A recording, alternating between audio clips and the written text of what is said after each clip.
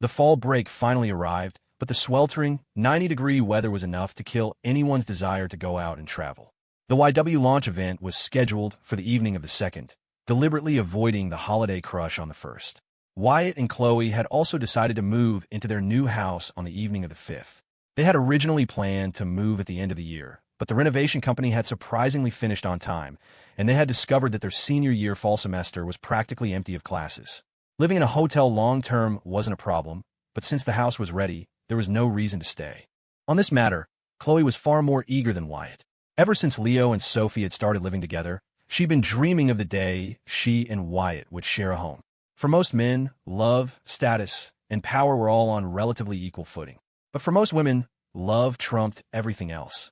On the afternoon of the 2nd, Wyatt and Chloe first drove to the Upper East Side to pick up Elaine and bring her to the event venue. As for little Evan, he was left in the care of Mrs. Davis. The event was set to start at 8 and was expected to end by 8:30. After YW's spectacular success in the fashion industry last year, its status was on a whole new level. Around 7, guests began to arrive in waves. Wyatt didn't recognize a single person, but he heard that every one of them was a major figure in the industry. Distinguished guests, dear friends, good evening, and welcome to the YW New Collection launch. Before the official start, the host delivered the opening remarks. At that moment, Wyatt took his seat in the center of the front row. After the host left the stage, the background music swelled, and the 2017 YW New Collection launch officially began. The moment the first model stepped onto the runway, the stage was assaulted by a barrage of camera flashes. Fortunately, the models were all trained for this, and their walks were unaffected. The scene was almost identical to the final rehearsal, so Wyatt didn't focus too much on the stage. Instead, he watched the guests' expressions, seeing some of them nodding slightly, others whispering to their companions, and still others taking photos with their phones. He felt a wave of relief. After the models completed their individual walks, they all came out one last time together. At that moment, the host introduced Elaine, who gracefully walked onto the stage. Wyatt had arranged for a few people to be plants in the audience, ready to applaud and cheer for her, but he was surprised when she was met with a massive, spontaneous round of applause the moment she appeared. Only then did Wyatt realize just how famous Elaine Young was in the world of fashion design. Back at the Yu family estate, after the live stream of the launch event ended, Victor saw Vivian let out a huge sigh of relief and smiled. I told you there wouldn't be any problems. What were you so worried about? A new collection launch is critical. If I'm not worried, who will be? Well, you can relax now. Vivian turned off the TV, first sending a few voice messages to Wyatt, then a couple of texts to her company's head of finance. Seeing that she had finally put down her phone, Victor said, "It's getting late. Should we head upstairs?" With the successful launch behind her, her body and mind finally relaxed. Vivian suddenly felt a pang of hunger. She deliberately rubbed her stomach and said with a sly grin, "He's hungry." Victor glanced down at her belly, then immediately called out, "Mom!" Before Julia could answer, Vivian clamped a hand over Victor's mouth and whispered, "Don't tell your mom. I want spicy ramen. Go out and get me some." Spicy ramen? MHM. Eating that so late at night. Is that a good idea? Vivian immediately pointed to her stomach, pulling rank like an empress with her air. He wants it. Victor sighed and obediently grabbed his car keys, heading out the door. Judy, fresh from a shower and dressed in pajamas, came downstairs. Seeing the TV was off, she asked, "Sis-in-law, is the launch over?" "Yeah, it's over. Where's my brother?" "He went out. So late." Vivian lowered her voice and chuckled. "Your brother went to get me food." Judy's eyes lit up. She quickly sat down next to Vivian, linking her arm through hers. "Sis-in-law, what did you send my brother to get?" Spicy ramen." "What? What's wrong? You don't want any." "I do, but my mom can't stand the smell. Then we just won't let her find out." "Sis-in-law, can you have my brother get an extra order?" "You text him." "No, you do it. He listens to you." Vivian smiled, picked up her phone, and sent a message to Victor. About half an hour later, Victor returned, carrying 2 containers of ramen. "It's still hot. Go on, eat up." Vivian took the chopsticks and quickly started eating. Judy happily joined in. But before they could finish, Julia's voice drifted down from upstairs. "Judy, are you eating that weird-smelling stuff downstairs again? I've told you before, don't bring it into the house." Before she could finish, Judy retorted, "It was sis-in-law who wanted it." Julia quickly appeared at the railing on the 3rd floor, her face wreathed in smiles. "Oh, eat. Eat as much as you want. Go to bed early when you're done. I'll come down and clean up later." Judy's face fell. "I can't stand being in this house for one more second." How can Mom be so biased? Victor lightly smacked the back of her head. Stop complaining and eat. Judy pouted, then turned to Vivian. Sis-in-law, can I sleep with you tonight? Of course.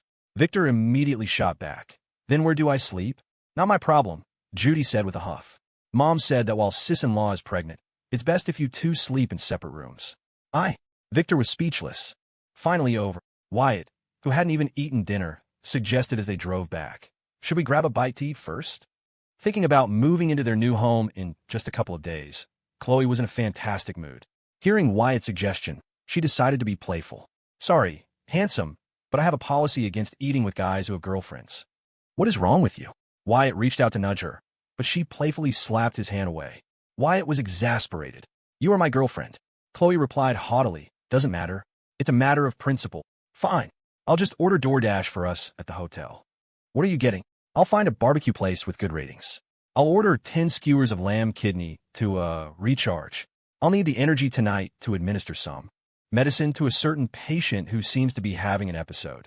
Oh, shut up. You're the one who's sick. After the event, Wyatt rested at the hotel for a full day. The next day, he and Chloe drove to Target twice, buying all sorts of miscellaneous items. That afternoon, they started washing and scrubbing, preparing for their move-in the next day. A mountain of fruit was piled onto a glass platter, and various snacks were arranged beside it. Wyatt was in the kitchen, trying to figure out how to use the dishwasher, while Chloe was on the other side, completely engrossed in organizing the refrigerator. Hearing the dishwasher were to life, Chloe called out, Did you get it?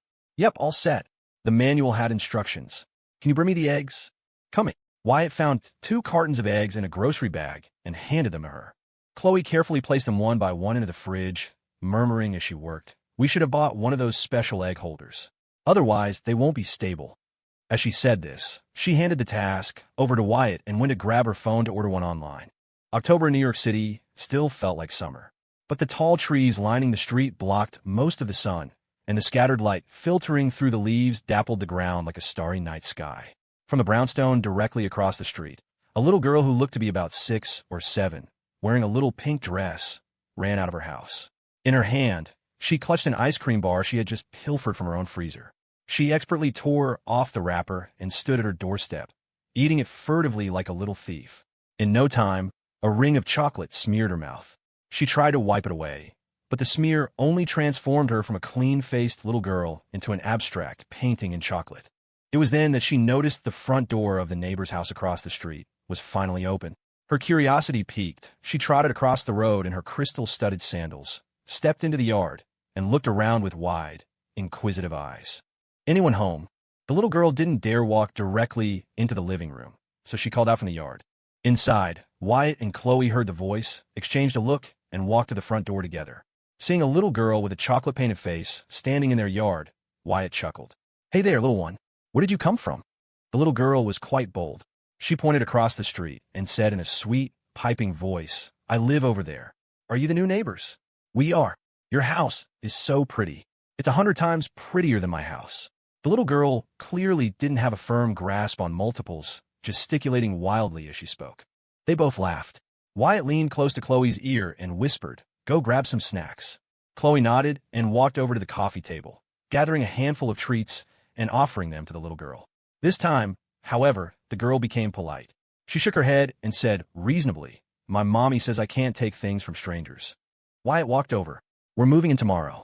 We'll be neighbors then, so we won't be strangers. The little girl thought Wyatt's logic was sound. With the solemn air of a tiny old woman, she said, Okay then, and accepted all the snacks from Chloe. Just then, the lady of the house across the street realized her daughter was missing. She called out a couple of times from inside, and when there was no response, she ran out. Seeing the open gate across the street, she hurried over. When she saw her daughter in the yard, she let out a long sigh of relief. Holly! The little girl jumped at the sound of her mother's voice, her timid expression utterly comical. Wyatt took the initiative. Hi, we're the new neighbors. The woman walked over to her daughter, pulling a tissue from her pocket to wipe her mouth. We met at the package pickup spot, she said with a smile. I didn't realize we were neighbors. Oh, really? Wyatt didn't remember. He was always in such a rush when he picked up packages. The woman wasn't old, maybe in her early 30s. The last time, she had been wearing a wide-brimmed sun hat, so it was normal that he hadn't recognized her. Ollie, who gave you these snacks? That lady did. The woman, assuming Wyatt and Chloe were married, quickly corrected her. You should call her Mrs. Wyatt. Chloe was about to explain, but then figured it wasn't a big deal. The girl was only 6. So when the little girl said, "Thank you, Mrs. Wyatt," Chloe just smiled and praised her for being so well-behaved. Well, we'll let you get back to it. I'll take her home now. Take care. As the mother and daughter turned to leave, the woman immediately began to scold her. Did you sneak an ice cream bar again? No, I didn't. You didn't? Go look in a mirror and see what's all over your face. I didn't. You had 2 today, so you don't get any tomorrow. You're being mean to me. I'm going to tell Daddy. Your daddy's out of town. He doesn't have time to deal with you. Back in the yard. They're gone. You can stop staring. That little girl is so cute. Isn't she? Yeah, let's have one just like her someday. Chloe shot him a glare before turning and heading back into the living room. After a busy afternoon, with everything finally in place, the two of them collapsed onto the soft sofa, not wanting to move a muscle. Chloe lay there for a moment, found it uncomfortable, then tilted her head to rest on Wyatt's shoulder. Looking at the home she had decorated with her own hands, her heart filled with contentment. I want to video call my mom. Go for it. Chloe took out her phone and checked the time, figuring her mom would be off work by now. Just as she was about to start the call, Wyatt added, "Do a group call. Let my mom see it too." A lot of stuff wasn't finished when she visited last time. Chloe obediently did as he asked. The moment she initiated the group video chat, the first person to join wasn't Sarah or Miranda, but her own father, Charles. "Chloe, have you eaten?" It seemed like with family video calls, the first question from an elder was always about food. Chloe answered honestly, "Not yet. We've been busy all day." Charles asked enthusiastically, "Busy with what?" Just as Chloe was about to recount her day, Miranda and Sarah both appeared on the screen. Chloe paused, then continued her story, getting up and carrying the phone around to show them the fruits of her labor. Wyatt closed his eyes, a smile playing on his lips as he listened to their conversation. This, he thought, was what happiness felt like. Even on a holiday, Leo maintained his habit of waking up early. At 7:30, he was out of bed. He wasn't sure when it happened, but he'd lost the tendency to sleep in. Seeing Sophie still asleep, he moved about the apartment with light steps. After washing up, he sat alone on the sofa, studying the latest data for Arc Interactive on his laptop. Arc Interactive's powerful rise had, in a way, strangled many competitors in their cribs. The first to suffer was Riverbend Games. They had tried to copy Arc's games, but they never could have imagined how fast Arc's development cycle was. Before the hype for Flock Off had even died down, Mountain of Madness was released. After that game had its moment in the sun, Wobbly Woes took its place. Every time Riverbend was about to release a knockoff, Arc had already launched a new hit. As a result, Riverbend Games was now on life support. But this very success put immense pressure on Leo. In the gaming market, apart from the three giants, the competition among other developers was fierce. If their update speed slowed, they could face a coordinated attack from their rivals. Leo planned to start recruiting again after the fall break, hoping to bring Wyatt's latest idea to life as soon as possible, ideally launching before the end of the year. After the summer, the winter break, the period around the Lunar New Year, had the highest player traffic. At 8:15, the doorbell rang. It was none other than Ashley, who lived alone downstairs. She walked in, glanced around, and frowned. "Where's Sophie?" Leo smiled. "She's still asleep." "Still asleep?" Ashley pursed her lips. "Were you two out playing cat burglar again last night? Why is she still in bed? Didn't Wyatt and Chloe say they were moving in today? Go wake her up then." Ashley marched toward the bedroom, and a few moments later, she had successfully roused Sophie from her slumber. Meanwhile, Isabel had also woken up and was sitting at the vanity at the foot of her bed, applying her makeup. When she was nearly finished, she called out, "You need to get up. Didn't Wyatt invite us over for lunch at his new place today?" "No rush. It's not even 9 yet." Isabel immediately spun around. "He told you to come over at noon, so you're just going to show up at noon? We should go early and help out." Michael thought to himself, what help could we possibly be? All you do is order me around. But he only dared to say that in his head. He threw back the covers to get up, but perhaps his movement was too abrupt because his right leg suddenly cramped up. What's wrong?" "Leg cramp." Isabel got up, walked over, and rubbed his leg vigorously. Seeing that he had stopped yelping, she gave his thigh a slap. "Hurry up. Stop dawdling." "Seriously, Isabel, can't we learn a thing or two from Wyatt and Chloe? They've been together longer than us. So how are they still so lovey-dovey? I feel like we're just bros at this point."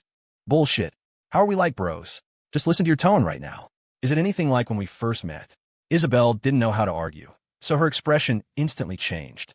She looked at Michael with a syrupy smile and said in a high-pitched, saccharine voice, "Oh, dearest, it's getting late.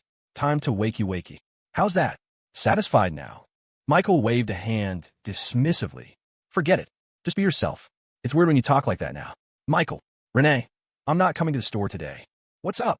"Wyatt's moving into his new house today, so I have to go over. But I probably won't stay the night." "Wyatt's moving?" "Yeah. When are you heading over?" "Around 10, I think. I'll go with you." "Is that okay?" "You? With me?" "Yeah, why not?" "Oh no, it's just, didn't you say the store is super busy during the holiday and you couldn't get away?"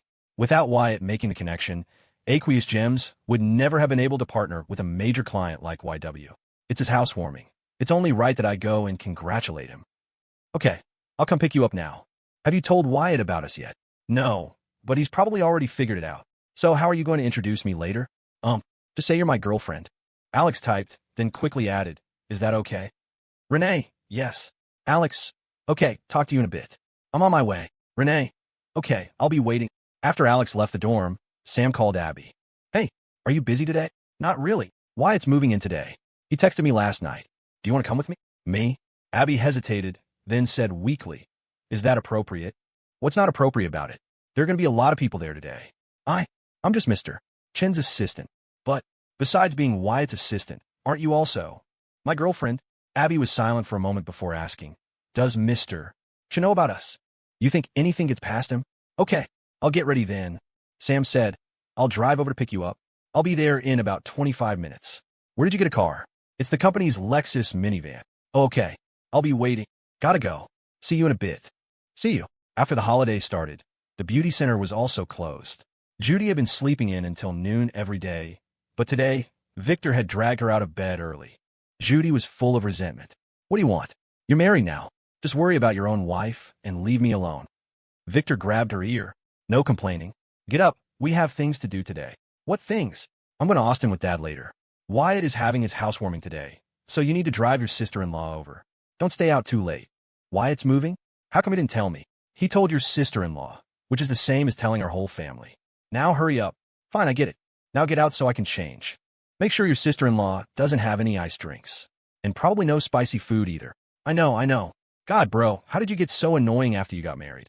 Victor didn't know whether to laugh or cry. He left Judy's room with a helpless look on his face.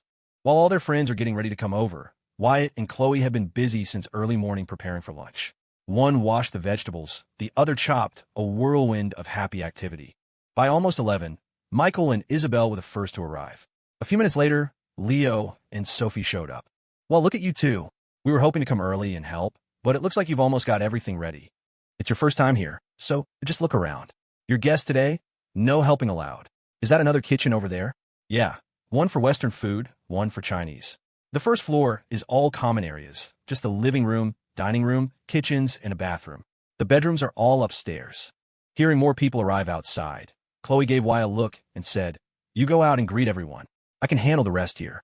Wyatt nodded, washed his hands, and grabbed a paper towel to gently wipe the beads of sweat from Chloe's forehead. Then he went out to the living room to welcome his guests. Cheers! Cheers! Thankfully, even though there were two kitchens, they shared one large dining room. Otherwise, with so many people, it would have felt a bit crowded. They hadn't planned on asking for help with the lunch, since everyone there was a guest, but time was tight and the task was huge. Wyatt and Chloe couldn't possibly have made so much food on their own in such a short time. In the end, Wyatt had called Leo and Sophie into the kitchen to help. Sam and Abby, who arrived later, didn't come empty-handed either. They brought a huge platter of food from a local barbecue joint, which saved Wyatt a lot of trouble. Of everyone who came today, the oldest was the lady boss herself, Vivian, followed by Judy, Michael, and Renee. Everyone else was around 21 or 22. This meal was purely a gathering of friends, with no agenda and no generation gap. According to tradition, a housewarming should be as lively as possible. So, after lunch, Wyatt went to the storage closet and wheeled out a mahjong table he'd picked up at the furniture store. The moment the girls saw it, their eyes lit up. Judy was the most excited. Before the chairs were even set up, she was already there, shouting, come on, who wants to play mahjong with me?" Isabel pulled Ashley over. Sophie was a beginner and didn't dare join, and Abby didn't know how to play either. Renee, seeing the situation, volunteered to fill the fourth spot. After setting up the mahjong table, Wyatt tossed 2 decks of poker cards to Michael. "You guys play for a bit. I'll clean up the kitchen and be right back. While everyone else was eating, drinking, and starting their games, Chloe had already quietly cleared the dining table. Wyatt loaded the dishes into the dishwasher, and after starting it, he saw Chloe standing in front of the blender, fiddling with it for a long time without success. He walked over. What's wrong? Chloe's face was a mask of frustration. I'm pressing the power button, but nothing's happening. Do we buy a broken one? Wyatt glanced at it, then flipped the switch on the power outlet. He then pressed the start button on the blender, and it immediately roared to life. Chloe was dumbfounded. She had been focused on the machine for ages, never thinking to check the outlet switch. Wyatt didn't know whether to laugh or cry. Are you sure you're not just a little bit of a dork? Chloe lifted her foot to kick him, but Wyatt, quick on his feet, dodged backward. He then leaned in, cupped her face, gave her a quick peck on the lips, and darted out of the kitchen. Seeing that everyone was settled into their games, Wyatt sat down next to Leo. Alex asked curiously, Hey Wyatt, how come Chris isn't here today? He went back to Hong Kong, said there was some family business. That makes sense. After playing a card, Leo said, After the fall break, I'm planning to split the tech department into 2 teams. One will continue with the unfinished projects, and the other will focus on developing Starfall Party. We'll probably have to hire more people. Wyatt nodded. You can use an internal referral system to recruit. Good idea. Michael asked, How many people does your game company have now? Leo replied without hesitation. All in all, about 72. Isn't that almost more than C? Investments. It can't be helped, Wyatt explained. In the capital markets, there's no strength in numbers. But the gaming market is different. The industry changes so fast. We have to build up our reserves for the future. Maybe I should quit my job and come work for you guys. Forget it, Wyatt said. Even if you were willing, your uncle wouldn't be. You never know. Our temple is too small for a deity like you. Oh, stop messing with me. At the mahjong table next to them, the chatter was just as lively. After Chloe brought out a pitcher of freshly squeezed juice and served them, she sat down next to the lady boss. Vivian smiled and asked, You must be exhausted from the past couple of days. It's been okay. I don't feel that tired. This place is a bit far from campus. If you're living here now, what are your plans for school? Before Chloe could answer, Isabel chimed in. Lady boss, you just reminded me. I talked to our advisor the other day, and she said as long as we can get an official, stamped internship certificate, we don't have to go to class anymore. Sophie asked eagerly, Really? Totally. I had Michael get one ready for me. Since you two are working at YW anyway, you can just have Wyatt get you an internship certificate. That's amazing. Sophie beamed. Leo came home so late every day and still had to drive her to school in the morning. She felt bad for him, and it was no secret. If she didn't have to go to campus, it would save her a lot of trouble and save him a lot of trouble too. Ashley also laughed. I guess that means we're liberated too. She raised her glass of orange juice. Come on, let's toast to that. Listening to their conversation, Renee sighed with a smile. I'm so jealous of you all. I started working at Aqueous Gems right after graduation. Besides dealing with all sorts of clients, I've completely lost touch with all my friends from college. It seems like after you graduate, to gain something, you always have to lose something else. As the girls chatted away, a phone on the adjacent table started ringing. Leo handed his cards to Wyatt and answered the call. Hello. This is he. Who's calling? Oh, can I help you? Leo's expression shifted from frown to surprise. After a long conversation filled mostly with MHM and okay, he hung up and everyone turned to look at him. Wyatt, you're not going to believe this. That was a VP from Microsoft's gaming division. Wyatt, however, was completely calm. What did he want? He said he wants to talk about acquiring or investing in Arc Interactive. Michael's eyes widened. Already? Microsoft is already coming after you. Leo's mind was racing, but he remained composed. Seeing Wyatt's silence, he pressed. Wyatt, what do you think? Stall them. Stall them. Right. Wyatt nodded. Neither refuse nor agree. If we talk acquisition or investment now, we won't get a good price. We need to drag it out at least until Starfall Party is released. No, one game isn't enough. We need to create as many hit games as possible. That's how we'll maximize our value. Michael quickly offered a suggestion. Since Microsoft made the first move, you could reach out to Sony. Let them start a bidding war. That'll buy you some time. Leo, you get it? Yeah. The group stayed late into the night before leaving one by one. A glance at the clock showed it was already past 11. After a full day of activity, Wyatt was completely drained. Standing up after sitting for so long, he saw stars. I'm so tired. Come on, let's go upstairs and sleep. Chloe looked at the messy room, feeling uneasy. Shouldn't we clean up a little? Wyatt smiled. We can do it tomorrow. I won't be able to sleep if it's not clean. Wyatt sighed in resignation. Fine. I'll get a big trash bag and collect all the garbage. You can wipe the tables and mop the floor. Okay. They got to work immediately. Even though it was the middle of the night, they diligently swept and mopped. They ended up with 2 huge bags of trash. Wyatt placed them by the front gate, planning to take them out in the morning. After closing the gate, he wiped the sweat from his brow, returned to the living room, and said, "Satisfied now?" Chloe nodded, poured herself a glass of water, and took a few sips. Seeing Wyatt about to do the same, she handed him her glass. "You can have mine. It's midnight. My eyelids feel like they're glued together. Are you getting old? What kind of college student gets sleepy at midnight?" Wyatt's eyes widened. "What do you mean, old? Who have you been learning that from?" "TSK, TSK. Seeing the disdainful look on Chloe's face, a man's pride kicked in. Wyatt slammed his glass down, bent over, and hoisted Chloe over his shoulder. "What are you doing? Put me down. You violated the house rules. Now you must be punished." "What house rules?" "House rule number 1. Never, ever say your man is weak." "That's bullshit. I don't recognize those rules." "I don't care if you recognize them or not. Go ahead and scream. We're not in a hotel anymore. You can scream your lungs out, and no one will come to rescue you." "Idiot, you didn't turn off the lights." Wyatt grunted and trudged back down the stairs, flicking off all the switches with a series of clicks. As the room plunged into darkness, Chloe thoughtfully turned on her phone's flashlight. Wyatt continued to carry her up the stairs. He paused on the second-floor landing to catch his breath and tried to negotiate. "How about you just get down?"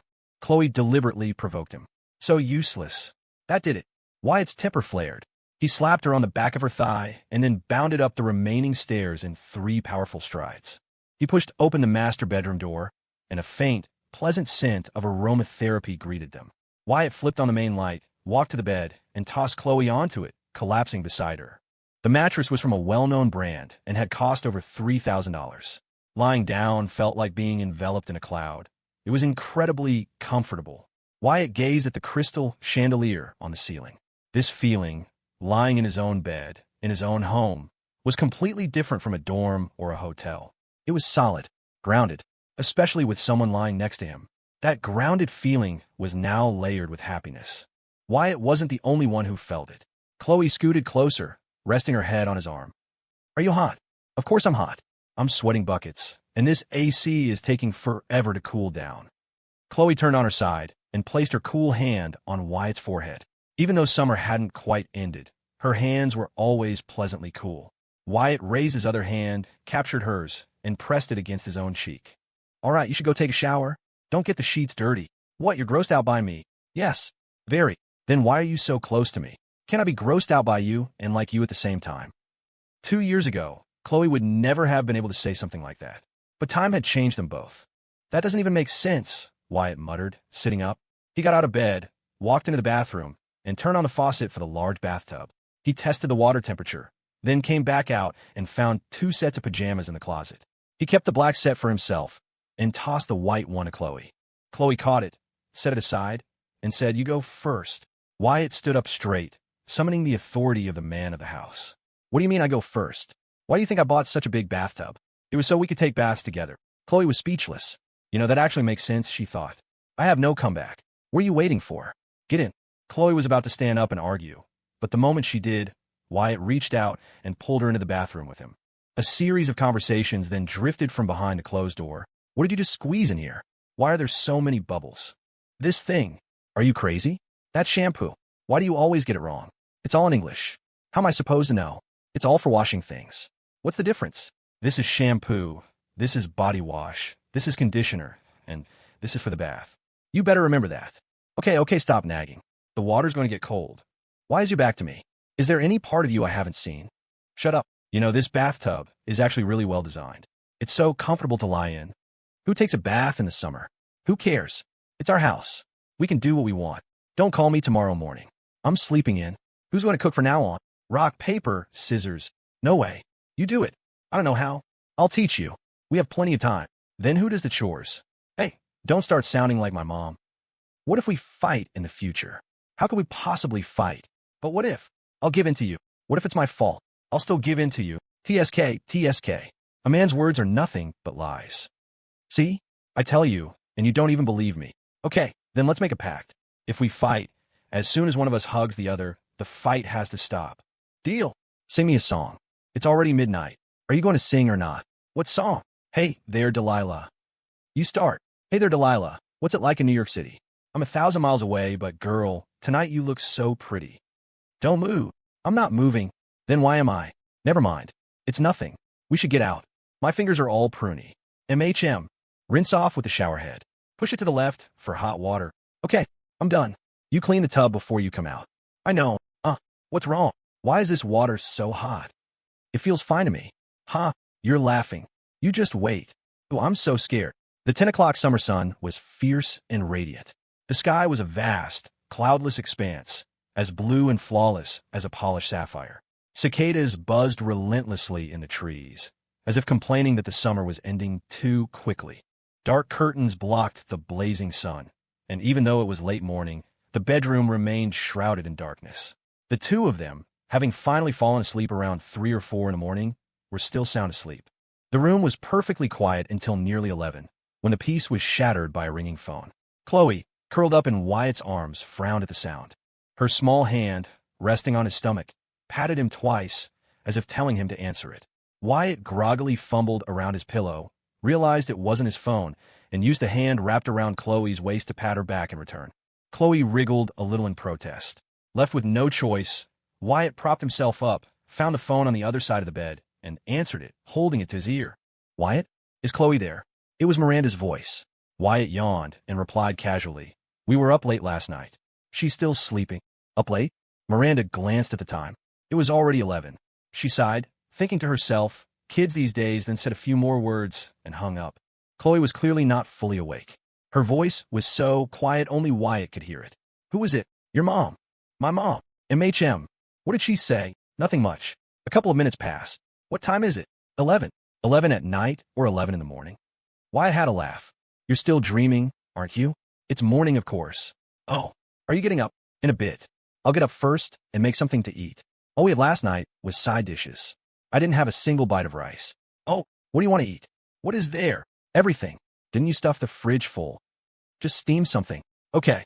Wyatt sat up, shook off his grogginess, picked up his pajama shirt and shorts from the floor, and put them on before heading into the bathroom. After washing up, he went downstairs alone, plugged in the electric steamer, and put in a few dumplings, a couple of buns, and some eggs. He then took a bottle of milk from the fridge, poured a glass, and warmed it in the microwave. Seeing that the steamer would take a while, he went to sit on the sofa in the living room. He opened his phone and saw a message from Kristen around 8 that morning. I knew Paige went home for a reason. Turns out I f***ing hit the jackpot. Wyatt quickly replied, For real? Chris, of course for real. She was afraid I wouldn't want the kid, so she went straight home and told her parents. Now our families are discussing our engagement at the end of the year. I'm so screwed. Wyatt laughed. Congrats, man. Chris, congrats my ass. I'm not prepared for this at all. Who becomes a dad at 22? Wyatt, you have to get married eventually anyway. Just roll with it. Chris, my old man is planning to buy us a house. I figure since I'll be working in NYC anyway, we might as well buy there. You know a lot of people. Help me ask around and see if there are any good places. Wyatt, what's your budget? Chris, for $1 million. This is a rare opportunity. I'm going to squeeze my dad for every penny. Wyatt /thumbs up /thumbs up /thumbs up. Hearing a ding from the kitchen, Wyatt knew the steamer was done. Seeing that Chloe still hadn't come down, he headed back upstairs. To his surprise, when he opened the door, the curtains were already drawn and sunlight was streaming onto the bed. Chloe, already washed up, was making the bed. I thought you were still sleeping. Come help me pull this. Wyatt walked over to help. After they smoothed the sheets and folded the comforter, they went downstairs together. Remember to call your mom back after we eat. Can't you do it? She called for you. She probably wanted to ask you something. Chloe agreed, then said, Should we go to the store this afternoon? What for? We were so focused on buying kitchen stuff. We didn't get bathroom slippers, or loofahs, or laundry detergent. Let's go in the evening. It'll be too hot otherwise. Okay. As they were talking, a small, clear voice suddenly called out from outside. Is anyone home? Wyatt and Chloe shared a smile. Wyatt got up, went outside, and opened the gate. Standing there, as expected, was the little girl who had visited 2 days ago, Holly. She was wearing a sun hat and the same little dress, and she was carrying a thermal lunchbox. Did you sneak out by yourself again? No, I did not. Holly gave Wyatt a look, then held up the lunchbox. My mommy told me to bring this to you. What is it? My mommy made boneless chicken skewers. She said they're very clean. Wyatt hadn't expected to receive a gift from his neighbors on their second day. He led Holly into the living room, opened the lunchbox she'd brought, and explained the situation to Chloe with a smile. Before Chloe could speak, Holly pointed to the dumplings and buns on the table. "Auntie, is this all you're having for lunch?" Actually, this is breakfast." Holly's big eyes widened in curiosity. "You're just waking up now." She then delivered a very frank assessment. "You two are such big lazy bugs." Why was it a loss for words? He went into the kitchen and took an ice cream bar from the freezer, offering it to Holly. "Thank you, Uncle." Just as she reached for it, Wyatt pulled his hand back and smiled. "Eat it slowly. If you eat too fast, you'll get a tummy ache." "I know." "Holly, do you have any brothers or sisters?" "No." "What about little brothers or sisters?" "No." "What does your dad do for work?" "He makes TV shows." Wyatt was surprised. "Your dad's a director?" "Yeah, so he's not home very often." "How did you know?" "Directors have to travel a lot for work." "So, Uncle, what do you do?" "I'm an investment." "Is that as cool as my dad?" "Probably not." "How did you lose a tooth?" "I fell down at daycare." "Mommy says my teeth will all be replaced in a few years, so it's okay to be missing one now." "You should probably head home now, or your mommy will worry." "Can I finish this before I go?" "Why?" "Mommy only lets me have one ice cream a day. If she knows you already gave me one, she won't let me have another. But you're only supposed to have one a day. Otherwise, you'll get a tummy ache." "No, I won't. The most I ever had was 3 in one day." "You wait. I'm going to tell your mom on you right now." "What?" Holly immediately hugged Wyatt's leg, refusing to let him go. Chloe smiled and patted Wyatt's back. "All right, stop teasing her." In the end, not only did Holly finish her ice cream bar at their house, but she also went home with a large bag of snacks. Her mother, Shelley, had just finished washing the dishes. When she came out of the kitchen, she saw Holly trying to sneak a bag of snacks in her room. The evidence was all there, and she was caught red-handed. Holly Chun, seeing her mother with her hands on her hips, Holly immediately put on a fawning smile. "Mommy, the uncle from across the street, gave these to me." "He gave them to you, so you just took them?" "I didn't ask, but the uncle said it was a polite exchange of gifts." "Have you already been sneaking snacks?" "No." Shelley walked over, wiped Holly's little mouth with her finger, and said, "Still saying no? Your mouth is as sticky as glue." Just a little bit. Go get a wet wipe and clean your face. Then give me the snacks. I'm putting them on top of the fridge. If I catch you climbing on a chair to get them again, you're in big trouble." Holly pouted, reluctantly putting down the snacks to get a wipe. Before she got married, Shelley had worked at an advertising agency.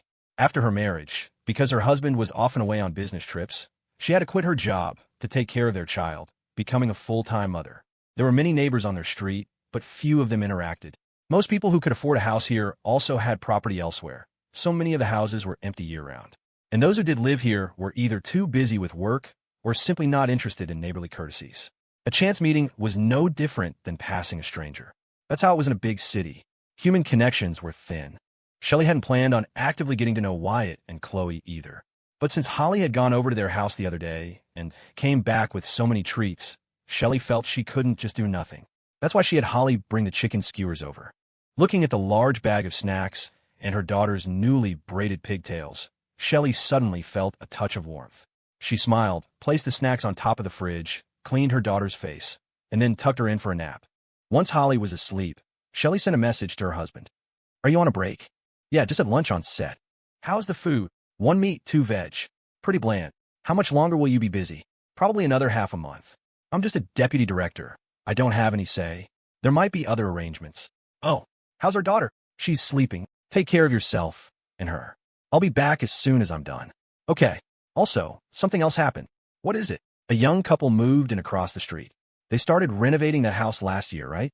It's normal for them to move in now." "Have you met them?" "Yes. They're both very young, maybe in their early 20s, but they seem really nice. Your daughter has already come back with 2 bags of snacks from their place. If they're nice, then try to get to know them. They say a good neighbor is better than a distant relative. I worry about you and Holly being home alone with no one to help. Don't overthink it. Everything's fine here. The director is calling me. I think he wants me to take a crew to shoot somewhere else. I have to go." "Okay." After a boring afternoon at home, Wyatt and Chloe were getting ready to go to the grocery store in the evening.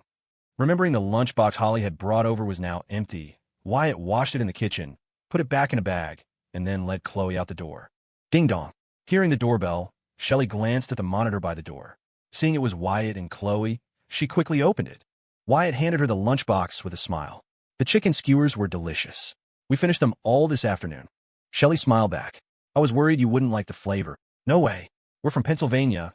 We like strong flavors." "You're from Pennsylvania?" Shelley was pleasantly surprised. Wyatt quickly asked, "You too?" "I'm from around Scranton." "Well then, we're practically neighbors." Shelley's smile widened. Being from the same state created an invisible bond, bringing the two families closer. "Are you two heading out?" "Yeah, we just moved in, and there are still a lot of little things we need to buy. We were planning on going to the store." "By the way, which one is closest?" Shelley quickly replied, "There are a few small convenience stores around, but they don't have a great selection. The big supermarket is also easy to get to by car, maybe a 7 or 8 minute drive. My fridge is empty too. Why don't I go with you?" "Sure." "Holly, Holly."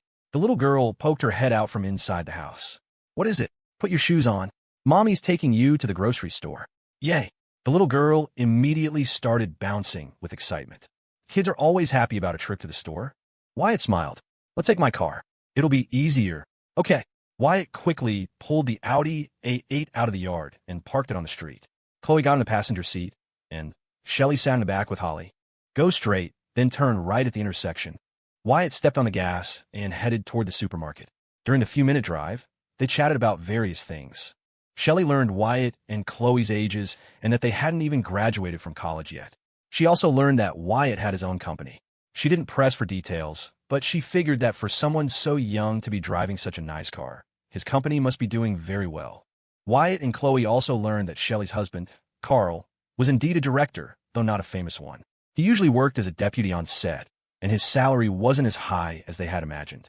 They also learned that Holly was now in first grade, was more mischievous than the boys, and loved to eat, a fact they had already figured out for themselves. The moment they entered the store, Holly was like a wild horse let loose. Shelley called her back several times to no avail. Finally, she threatened to make her copy out vocabulary words if she didn't listen, and only then did the little girl obediently stick by her side. After about half an hour of shopping, Wyatt and Shelley each pushed a full cart toward the checkout lanes. "You go first, Shelley." "No, you go." After a moment of polite back and forth, Wyatt went first. The cashier picked up the scanner and began scanning the items one by one. Wyatt glanced at the items on the counter, then casually picked up a box of Trojans from the display and placed it in front of the cashier. He then calmly took out his phone to pay. The cashier, having seen it all, didn't react. But Shelley and Chloe, who were right behind him, had very different reactions. One immediately averted her gaze, pretending she saw nothing. The other's face instantly flushed red, and in her mind, she was cursing a certain someone for being a complete lunatic. On the way back, aside from the oblivious Holly, no one in the car said a word. The atmosphere was a bit awkward. Thankfully, the drive was short. After they parked, Shelley took Holly and went home, and Wyatt immediately pulled the car into their yard. The car had barely come to a stop when Chloe grabbed Wyatt's ear and scolded him. "Are you sick in the head?" Wyatt played dumb. "What did I do now?" "Don't play dumb." Chloe dug through the shopping bag, pulled out the offending box, and held it up to Wyatt's face. "Why would you buy this when other people were there?" "We were almost out. I just grabbed a box." "What's the big deal?" "What's the big deal?" "Look," Wyatt explained, "if we run out, you get mad at me. When I buy more, you still get mad at me. What exactly do you want me to do? Besides, her kid is already in elementary school. She's a veteran. What's the big deal? And you're aware there was a kid there. A kid that young, what does she know? She probably thought it was chewing gum. I'm telling you, Leo once had this time." Chloe didn't want to hear it. She opened the car door and got out. Wyatt unbuckled his seatbelt and quickly followed her. The fall break passed in the blink of an eye. After that, there were no more holidays until New Year's. Back at the office, Wyatt automatically switched into work mode. In the morning, besides handling his own affairs, he had the HR managers from both companies issue internship certificates for Chloe, Sophie, and Ashley. That same afternoon, they went back to school to complete the necessary paperwork. In the evening, Michael gave them a ride back. Ashley and Sophie went straight to the live streaming studio to take over for the afternoon hosts, while Wyatt pulled Michael aside to ask about the house. "Your roommate is buying a house in New York." "Yep. What kind of salary did you give him?" "It's only been a few years, and he's already buying a house." Wyatt smiled and explained, "His girlfriend's pregnant, and his family is buying it for them. He's a real estate heir. Even if he hadn't started a business with me, he'd be set for life." "All right, I'll ask around. How's your new place, by the way?" "It's great. A private courtyard, no HOA to deal with, and that street is so quiet. I wouldn't believe you if you said it wasn't great." Michael added, "You got lucky, man. You can never buy a house like that for that price now. The market just keeps going up. Want to go out for a drink tonight? I'm swamped right now. Let's do it this weekend if I have time." "What are you so busy with?" Wyatt smiled. "The gaming company. I have to plan out the gameplay and rules for a new game. You're a finance major. Where do you get all these crazy ideas? A natural gift. Michael gave him 2 middle fingers, then turned and left. Sophie and Ashley had a live stream that evening. So after Wyatt finished his work at YW, he took Chloe and left the company. When they got home, Chloe started unpacking the clothes and other things she had brought back from school, while Wyatt sat on the sofa with a notebook, continuing to refine the game plan for Starfall Party. At 7, the sun had set. The two of them, in a practiced rhythm, went into the kitchen together to make dinner. Wyatt and Chloe had both thought it would take some time to adjust to living together, but after just a few days, their lives had already synchronized. My internship certificate says my position is secretary to the chairman. What does a secretary usually do? They make the boss happy. Be serious. A secretary does a lot of things. Like what? Handling documents, files, meeting minutes. A secretary is responsible for all of that. They also have to manage reception, provide administrative support to the boss, and synthesize information to keep the boss updated on all the company's projects. They even have to provide some help in the boss's personal life. Personal life? Basically, you have to be perceptive. You make tea when the boss is thirsty. You bring food when the boss is hungry. This kind of secretary is highly valued by the boss. So unless the boss is on vacation, they basically have no time off. But the salary is correspondingly high. Wyatt smiled.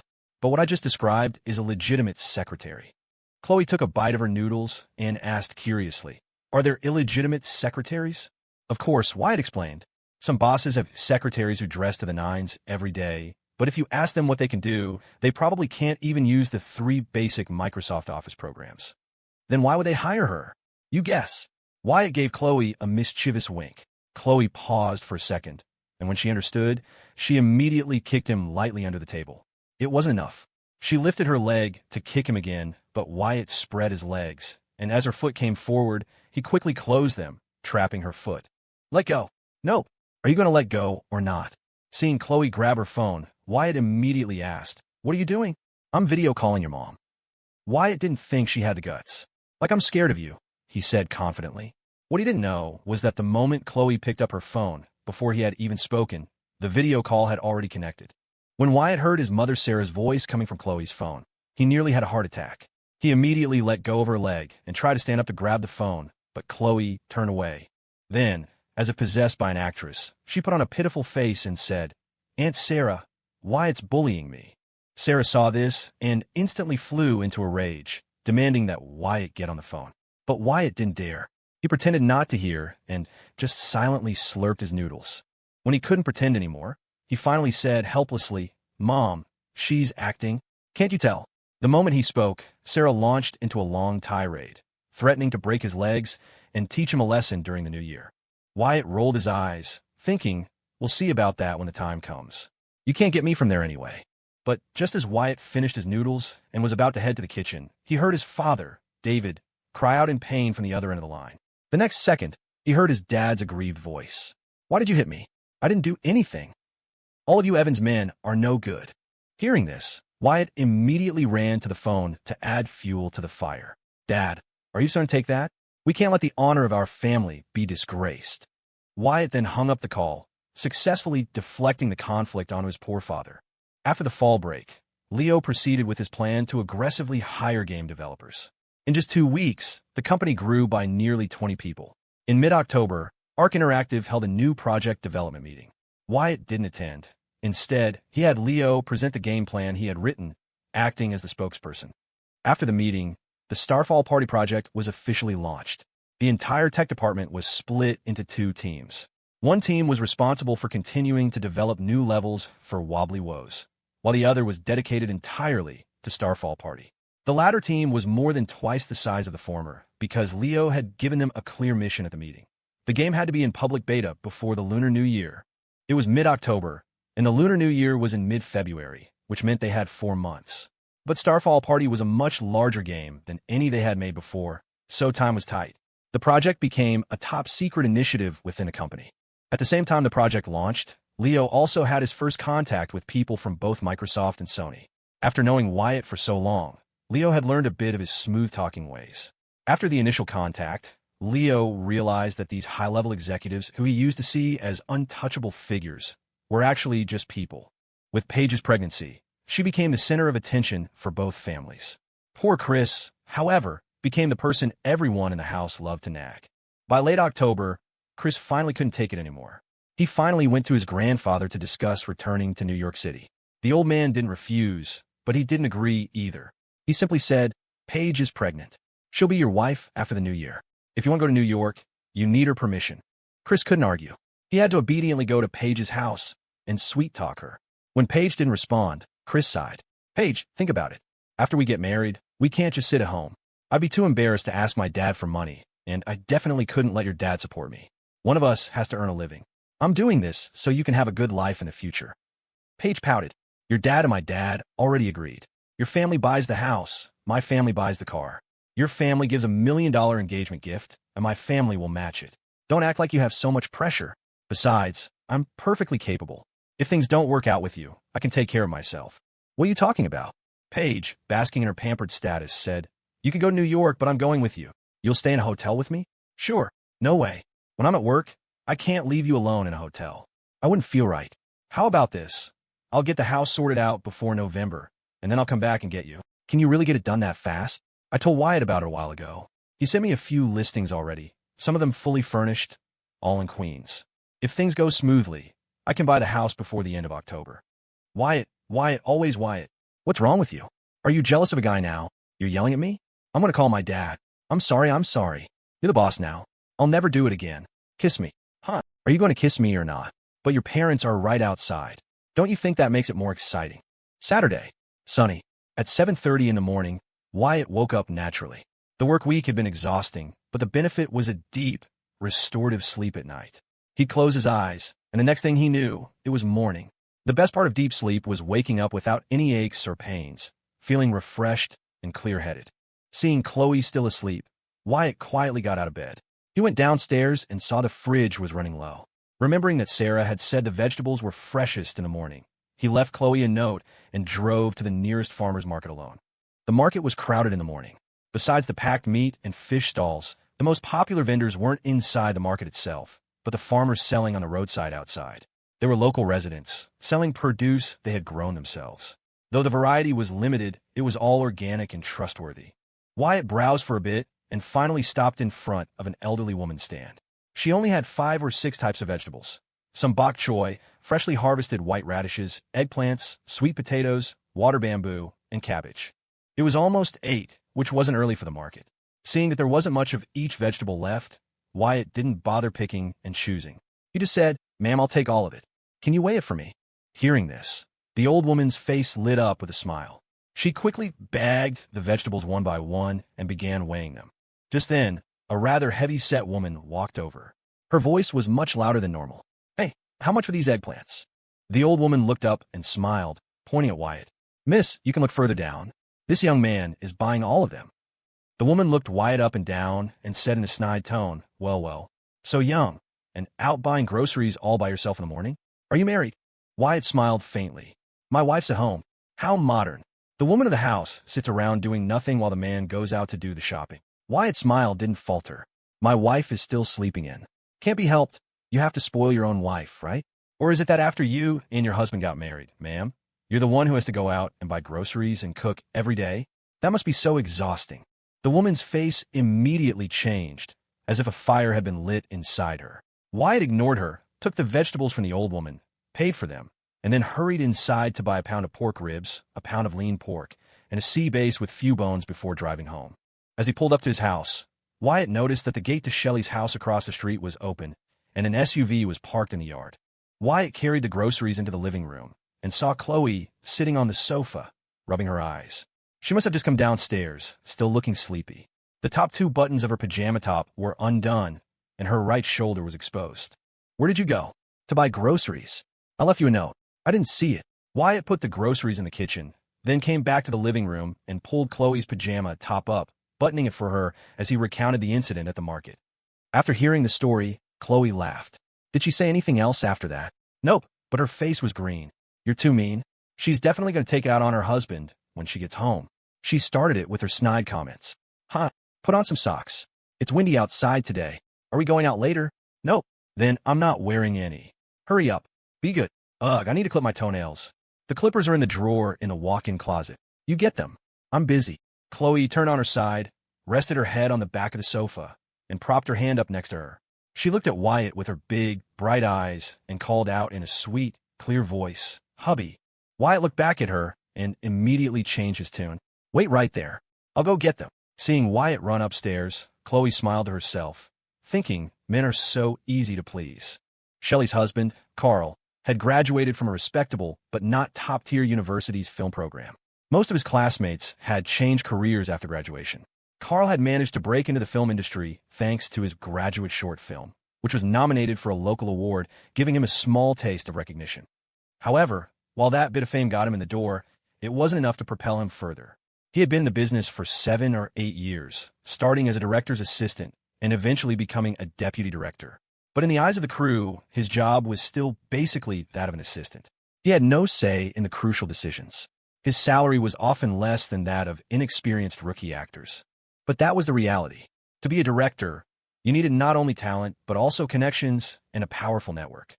It was well known that the domestic art scene was dominated by a few major cliques: the Hollywood establishment, the Sundance indie crowd, the New York theater scene. The most famous directors were all major players in these circles, with access to wealthy patrons and resources. Carl had none of these things, so it was no surprise that he was still struggling after all these years. There are still 3 months until the new year. Do you have any plans? During lunch, Shelley put some vegetables on Holly's plate and asked her husband quietly. Carl paused for a moment before replying. There probably won't be any new shoots.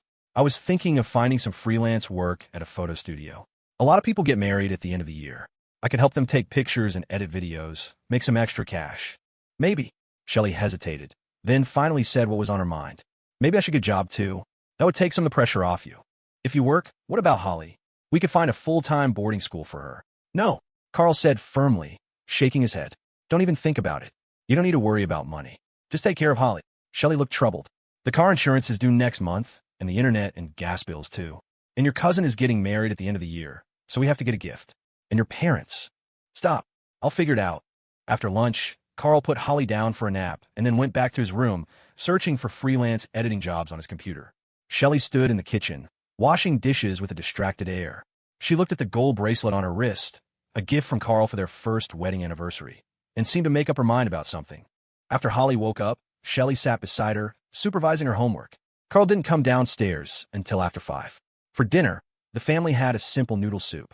Sensing that his wife and daughter were in low spirits, Carl forced a smile and suggested, "Let's go for a walk outside. We need to digest after eating." Okay. Holly was the first to stand up, patting her round little belly. The family of 3 put on their shoes and walked hand in hand out their front gate. Uncle Wyatt. As soon as they stepped outside, Holly saw Wyatt and Chloe coming out of the yard across the street. She bounced and waved enthusiastically.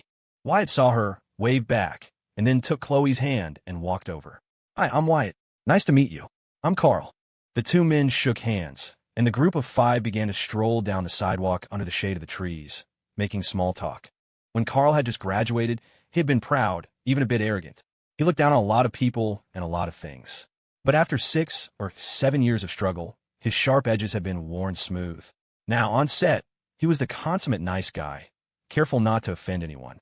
Because of this, he spoke less, but his powers of observation had grown stronger. On set, he could tell who had talent and who didn't, which actors got their roles through merit and which ones through connections, all within a day or 2 of meeting them. The first time he looked at Wyatt, Carl could tell that this young man's background was anything but simple. He had bought his house here before the prices started to skyrocket, getting a great deal. But for Wyatt to be able to afford a house on the street now and have it so beautifully renovated, those 2 things alone showed he wasn't short on money. If Wyatt had been a loud, flashy type, Carl might have dismissed him as a rich kid. But that wasn't the case. His manner of speaking, his demeanor, combined with what his wife had told him about him running his own company, led Carl to deduce that Wyatt was a very sharp and savvy businessman. To have achieved so much at such a young age in a place like New York City. If this had been right after his own graduation, Carl might have been dismissive.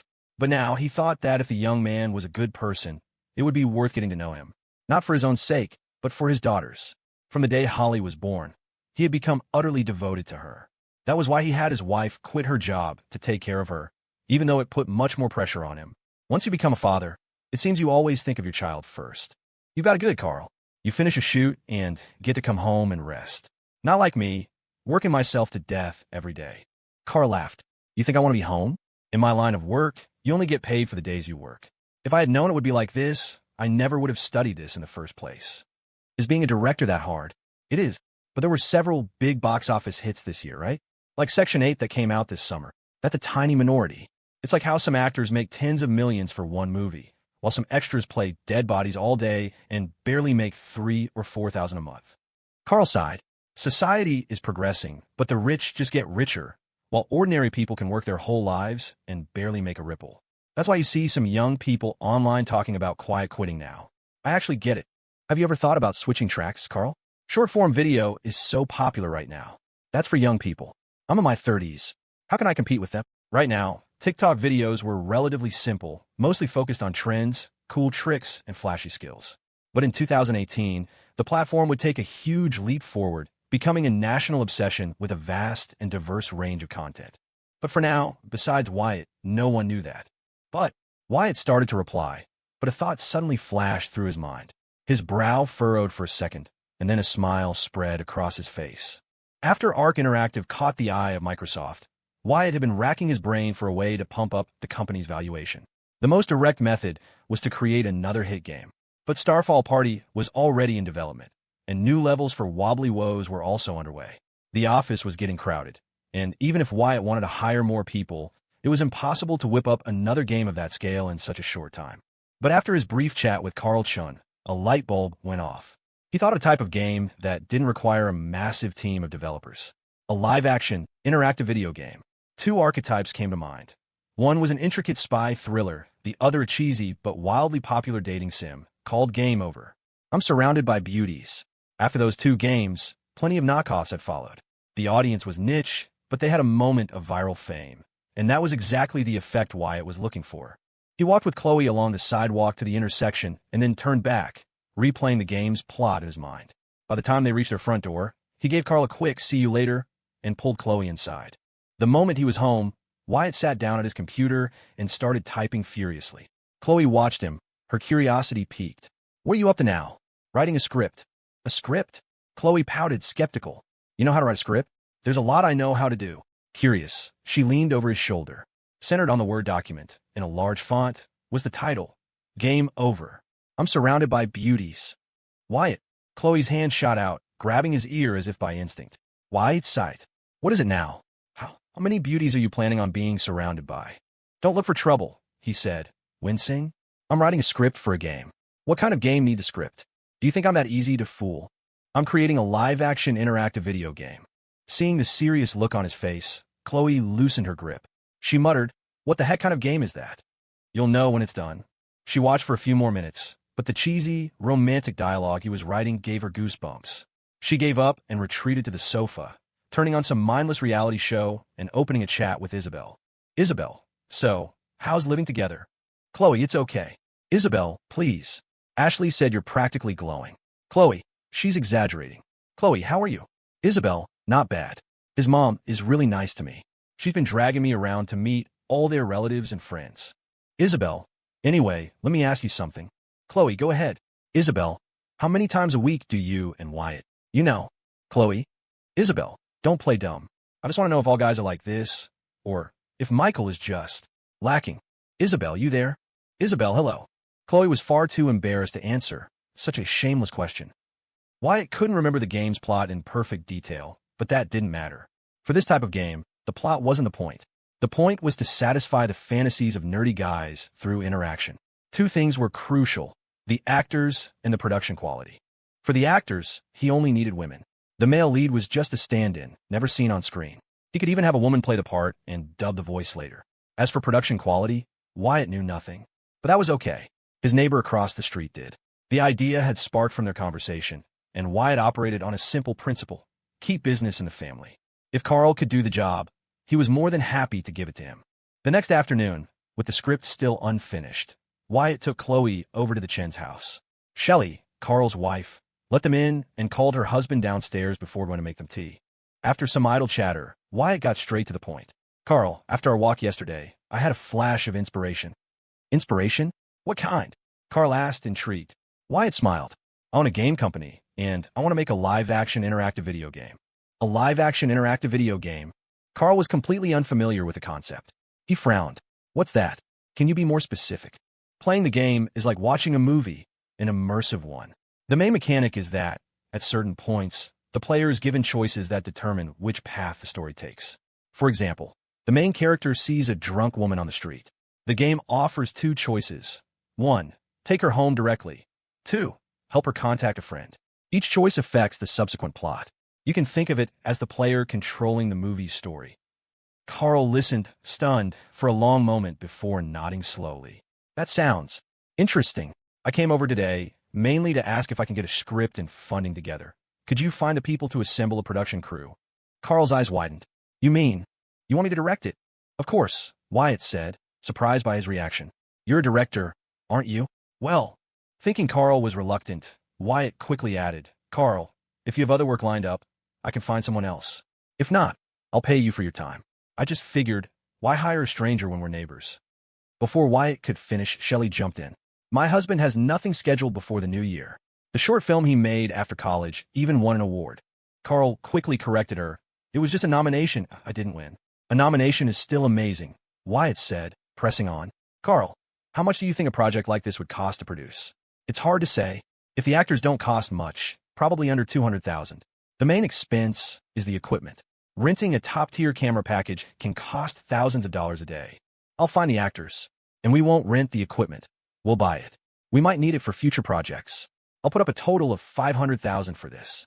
What do you think? $500,000? Yep, that's more than enough. If you're free tomorrow, why don't you come to the office with me? I'll have someone get you set up. No problem. Carl asked curiously. What's your company called? Arc Interactive. Arc Interactive. A super popular gaming platform. That's the one. Seeing her husband's shocked reaction, Shelley leaned in and whispered, Is it famous? While I was on set, all the young people in the crew were playing on it. Then it's settled. Let's head to the office at 8:30 tomorrow morning. Sounds good. Wyatt smiled and, taking Chloe's hand, left. After they were gone, Carl immediately pulled out his phone and searched for Arc Interactive, then for Wyatt's name. Seeing the results online, he and Shelley stared at each other, speechless. On Monday, the alarm went off at 7:50 a.m., and Wyatt and Chloe rolled out of bed. They brushed their teeth together, washed their faces, and made the bed before heading downstairs to boil some frozen dumplings. By the time they finished eating and washed the dishes, it was exactly 8:30. Wyatt started the car, while Chloe opened the driveway gate. She watched him back out, then closed the gate from the outside. Carl was already waiting in his own driveway. Hearing the car across the street, he stood up and walked out. After discovering Wyatt's identity the night before, he'd barely slept. The directing business was getting tougher, and he had already been thinking about a career change. But besides shooting and editing, he had no other marketable skills. When he browsed job sites, most positions were only for people under 35. The pressure on his shoulders was immense. He never imagined his neighbor across the street was the owner of Arc Interactive, much less that he'd be offered a job perfectly suited to his profession. To call it rain in a drought was no exaggeration. He was both excited and nervous. Excited, because he was about to have a well-paying job. Nervous, because he hadn't had any real authority on a set in years and was afraid he'd screw it up. Before he left, his wife Shelley had reminded him again and again, Honey, this is a once-in-a-lifetime opportunity. You have to grab it. As Wyatt pulled out, he saw Carl emerge from his yard and waved. Carl, just follow me in your car. Will do. Mondays were busy. Wyatt could give Carl a ride there, but he wouldn't have time to drive him back. Seeing Carl pull out in his SUV, Wyatt hit the gas and headed for the tech park. Chloe covered a yawn with her hand and checked the weather on her phone. Noticing the temperature was dropping day by day, she reminded him, It's about to get cold. And rainy, right? Yeah, cold is fine. We have floor heating at home and AC at the office. It's the rain that's a pain. Makes it hard to go anywhere. Sophie messaged me last night, Chloe said. She was asking if it's okay for her, Leo, and Ashley to keep staying at the hotel. What did you say? I told her it was fine, of course, but she still wanted me to ask you. They're both too polite. They feel bad being indebted to people. Wyatt smiled. Next year, I'll have Leo buy a house in New York. You're going to lend him the money? Even if I were willing, he and Sophie wouldn't accept it. They're a perfect match in that way. Wyatt stopped at a red light and continued. Arc Interactive has already been targeted by Microsoft. This deal is going to happen sooner or later. We can't compete with a company of that size. I'm planning to distribute 40% of the company's shares to the employees, half for management, half for the staff. Once Microsoft invests, their shares will be worth a fortune. Leo is the director of operations now. His share will be more than enough to buy a house. What about Ashley? I almost forgot to tell you. I interviewed a guy right before fall break. He's great in every respect, and he's single. He's a supervisor in the tech department now. Leo says he's a really good guy. I'll point him out to you when we get to the office. If you think he's a good fit, you can introduce him to Ashley. Chloe's interest was instantly piqued. She turned to him. How tall is he? A little shorter than me. Around 5'9", 5'10". What does he look like? Definitely not as handsome as me, but he's got a clean-cut look. No major flaws. Where did he graduate from? MIT? Chloe nodded slowly. Then there shouldn't be a problem. Wyatt chuckled. His stats are pretty top tier. Don't let all those social media influencers and K-dramas fool you. There aren't that many tall, handsome, rich Prince Charmings in the world. Finding someone you can build a stable life with is what counts. It's still better to be careful. Careful? Weren't you swept off your feet by me in an instant? Shut up, you wish. 15 minutes later, the car pulled up to the office building. After Carl parked, he followed Wyatt and Chloe up the elevator. When it walked into the office, there were only about a dozen people inside. Wyatt was used to it, but Carl frowned. Wyatt explained, we don't require clocking in. The tech guys like to work at night, so the office is pretty empty before 10 a.m. But if you come by in the evening, it's packed. I see. But I've already told the management team we're having a short meeting at 10, so they should be here soon. Wyatt pointed to the lounge area by the entrance. The company's growing, so my office was commandeered. Let's sit over there for a bit. Carl asked, you don't have your own office? Nope. I only come to Arc Interactive once or twice a week, and usually just to check in. My main focus isn't here. Carl remembered the articles he'd read online and didn't press further. Sure enough, it wasn't long before Leo arrived, having just dropped Sophie and Ashley off at YW. He'd run into Dexter Duan on the way, so they came in together. Seeing Wyatt in the lounge, they sat down nearby. After another 10 minutes, the two supervisors from the tech department and another from operations trickled in. When Wyatt saw Evan Fong, he leaned over and whispered something to Chloe. She immediately looked up, giving Evan a thorough once-over, then whispered back. Wyatt nodded and called the two directors, 3 supervisors, and a few other managers in the conference room. How's the project progressing? Smoothly, for the most part, Dexter replied. The public beta is scheduled for before the new year, which means the closed beta needs to be at least 2 weeks before that. The timeline is still really tight, and that's assuming everything goes perfectly. Wyatt paused. If we switch from a 2-day weekend to a 1-day weekend until the end of the year, would that help? Well, Leo immediately interjected. The tech department already averages 10.5 hours a day. If we switch to a single day off, I'm afraid. Just answer my question first. It would definitely help. Wyatt nodded. Then that's what we'll do. Just as Leo was about to protest, Wyatt held up a hand. Let me finish. Microsoft has its eyes on us. The reason I want to launch this new game before the new year is to increase the company's value, to give us more leverage in negotiations. I know switching to a single day off sucks, but I've decided to give away 40% of the company's shares to everyone here. That means from this moment on, you're not just working for me, you're working for yourselves. Once this new project launches successfully, I can play hardball with Microsoft. At that point, the value of the shares in your hands will skyrocket. So, do you still have a problem with a 1-day weekend? Evan Fong grinned. We work for money, right? Give me shares, and forget a 1-day weekend. I'd work with no days off. I'm still young. I plan to retire by 35. I'm in. Me too. Now for the second thing, Wyatt said with a smile. I'm planning to launch another new project before the end of the year. What? Another new project? The words had barely left his mouth before the conference room erupted. The company was already swamped. Where would they find the time to develop another project? Seeing their strong reaction, Wyatt quickly held up his hands to explain. Relax. I know we're short on manpower. This project won't require much of your energy. Seeing Wyatt's confident expression, Leo immediately asked, what kind of project? A live-action interactive video game. I've already got a name for it. Game over. I'm surrounded by beauties. Wyatt gave them the same brief rundown he'd given Carl the evening before.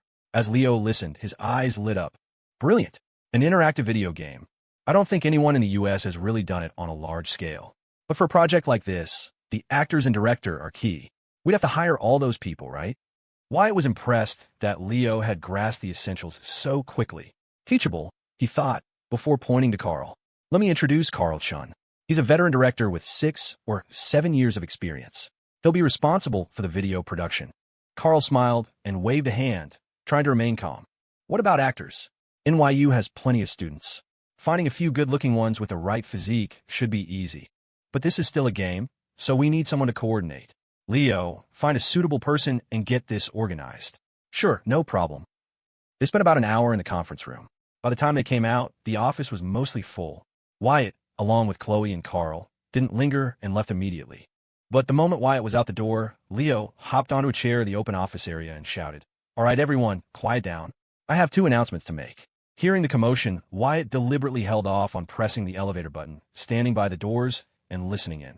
First, starting this week, we're switching from a 2-day weekend to a 1-day weekend until the end of the year. Huh, what's that about? What's going on? The office instantly filled with groans and complaints. Leo, as if he'd expected it, quickly made the second announcement. Second, Mr. Wyatt is giving 40% of the company's shares to all employees. I'll be honest with you, I've already had initial contact with Microsoft, and they have a very strong interest in investing. So, even if the shares you get now are only 0.5%, if our new project launches successfully, next year that 0.5% could be worth $500,000 or even $5 million. What? Holy crap. For real? I'm going to be a shareholder. The office was noisy for a moment, then erupted into whoops and hollers. Wyatt smiled, pressed the elevator button, and rode it down to the ground floor. Carl, your job for now is to get the film crew together. Also, make a list of all the equipment you need and give it to me. I'll have someone purchase it. As for the actors, give me 10 days. In 10 days, I'll hand you the script and the cast. Great. No problem. After seeing Carl off, Chloe immediately linked her arm through Wyatt's. I think that Evan Fong guy is pretty nice. Then go tell Ashley. I'll tell her this afternoon. I even secretly took a picture to show her. But how do we set them up? Wyatt grinned. Let her see the picture first. I'm their boss. Arranging for them to meet is a piece of cake for me. Yes, you're the best. What, you don't agree? I don't. Fine. I'll be the bigger person for now. We'll settle this tonight with a 300-round battle. Chloe lowered her head and gave his back a light punch with her small fist. They quickly headed over to see investments. For lunch, they grabbed a quick bite at a fast food place before heading straight to YW. The moment they arrived, Chloe ran off to find Ashley. Wyatt went back to his office alone and started tackling the pile of documents Pam had left on his desk. Meanwhile, during a boring elective class, Mandy was agonizing over a very important decision. She had spent 2 months at sea, investments over the summer, and in that time, her relationship with J.C. had grown much closer. They were now in that delicate phase where you know I like you, and I know you like me, but neither has made the first move to break the tension. Mandy messaged J.C. almost every day, but he often disappeared mid-conversation, only to reply late at night with an apology, saying something had suddenly come up. At first, Mandy didn't think much of it, but as it happened more and more, her mind started racing. Was he intentionally avoiding her? But on the other hand, she didn't think he was that kind of person. So, a bold idea began to form in her mind. Buy a plane ticket from New York to D.C. and go see for herself what he was so busy with during the day. But she was afraid that doing so would backfire. And so she remained in this state of being torn, her heart wavering, undecided. Ashley, sitting next to her, noticed she had been spacing out for the entire class and finally nudged her. Mandy, what are you thinking about? Nothing. Lily pouted. Come on, you've been staring into space all class. Ashley covered her mouth and giggled. Don't tell me you're thinking about a boy. Mandy rolled her eyes but didn't deny it. You figured it out? Seriously? What's his name? Is he from our school? Is he handsome? Definitely not from our school. So, is he handsome? Of course he is. As handsome as your cousin. Ashley, don't you go thinking you can have my cousin, you toad, wanting to eat swan meat. Get lost, you're the toad. Sarah started laughing too. Ashley is the most popular girl in our class. Even the seniors in the musical theater department have a crush on her. Oh, stop teasing me. Ashley quickly changed the subject. By the way, Mandy, your cousin hasn't come to visit you in a while, has he?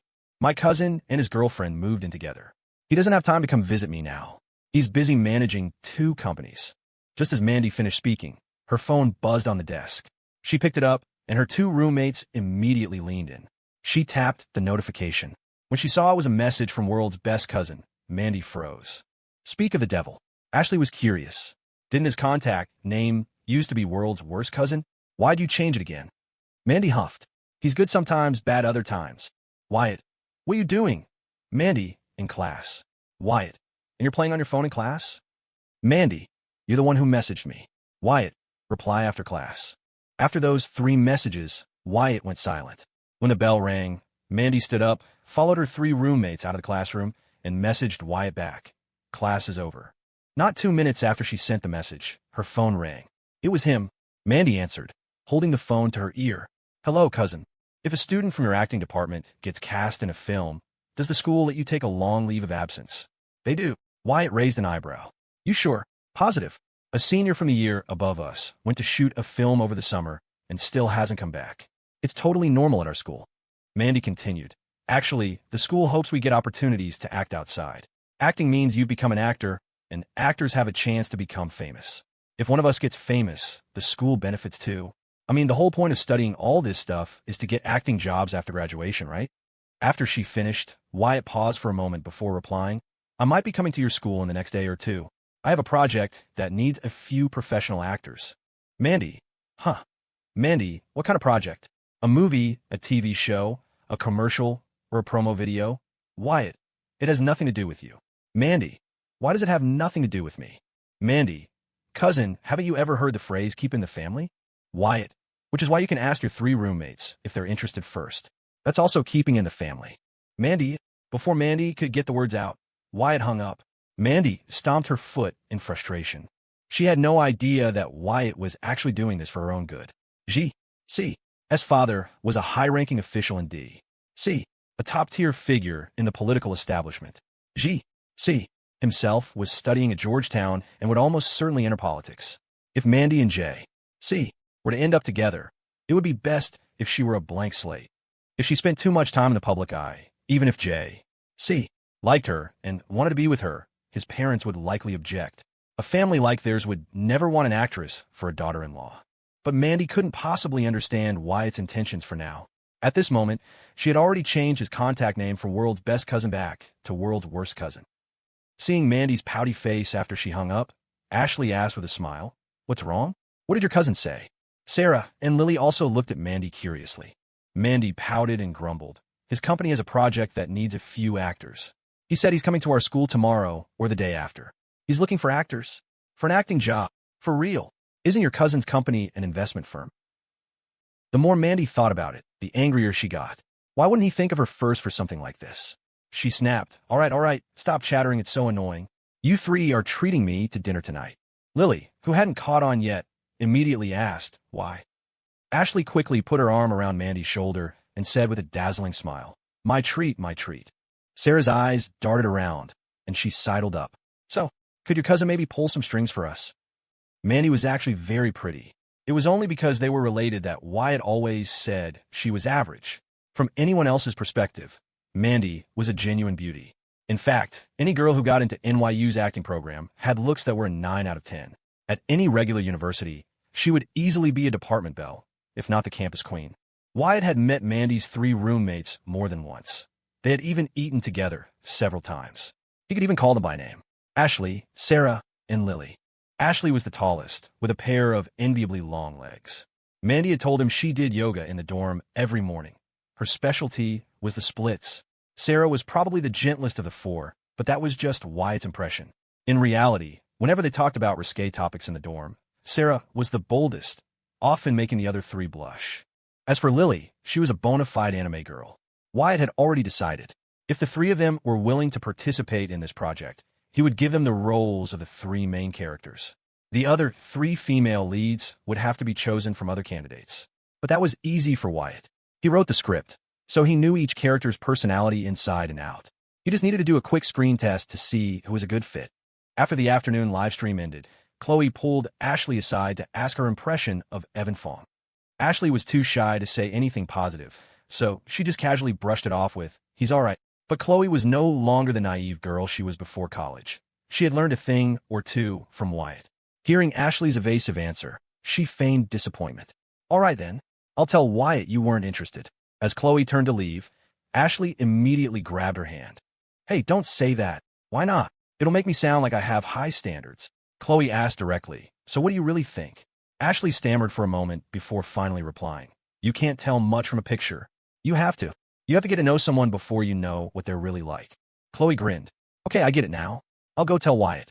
He'll probably figure out a way for you 2 to meet. Before Ashley could object, Chloe turned and left the live streaming room. Sophie, standing nearby, smiled.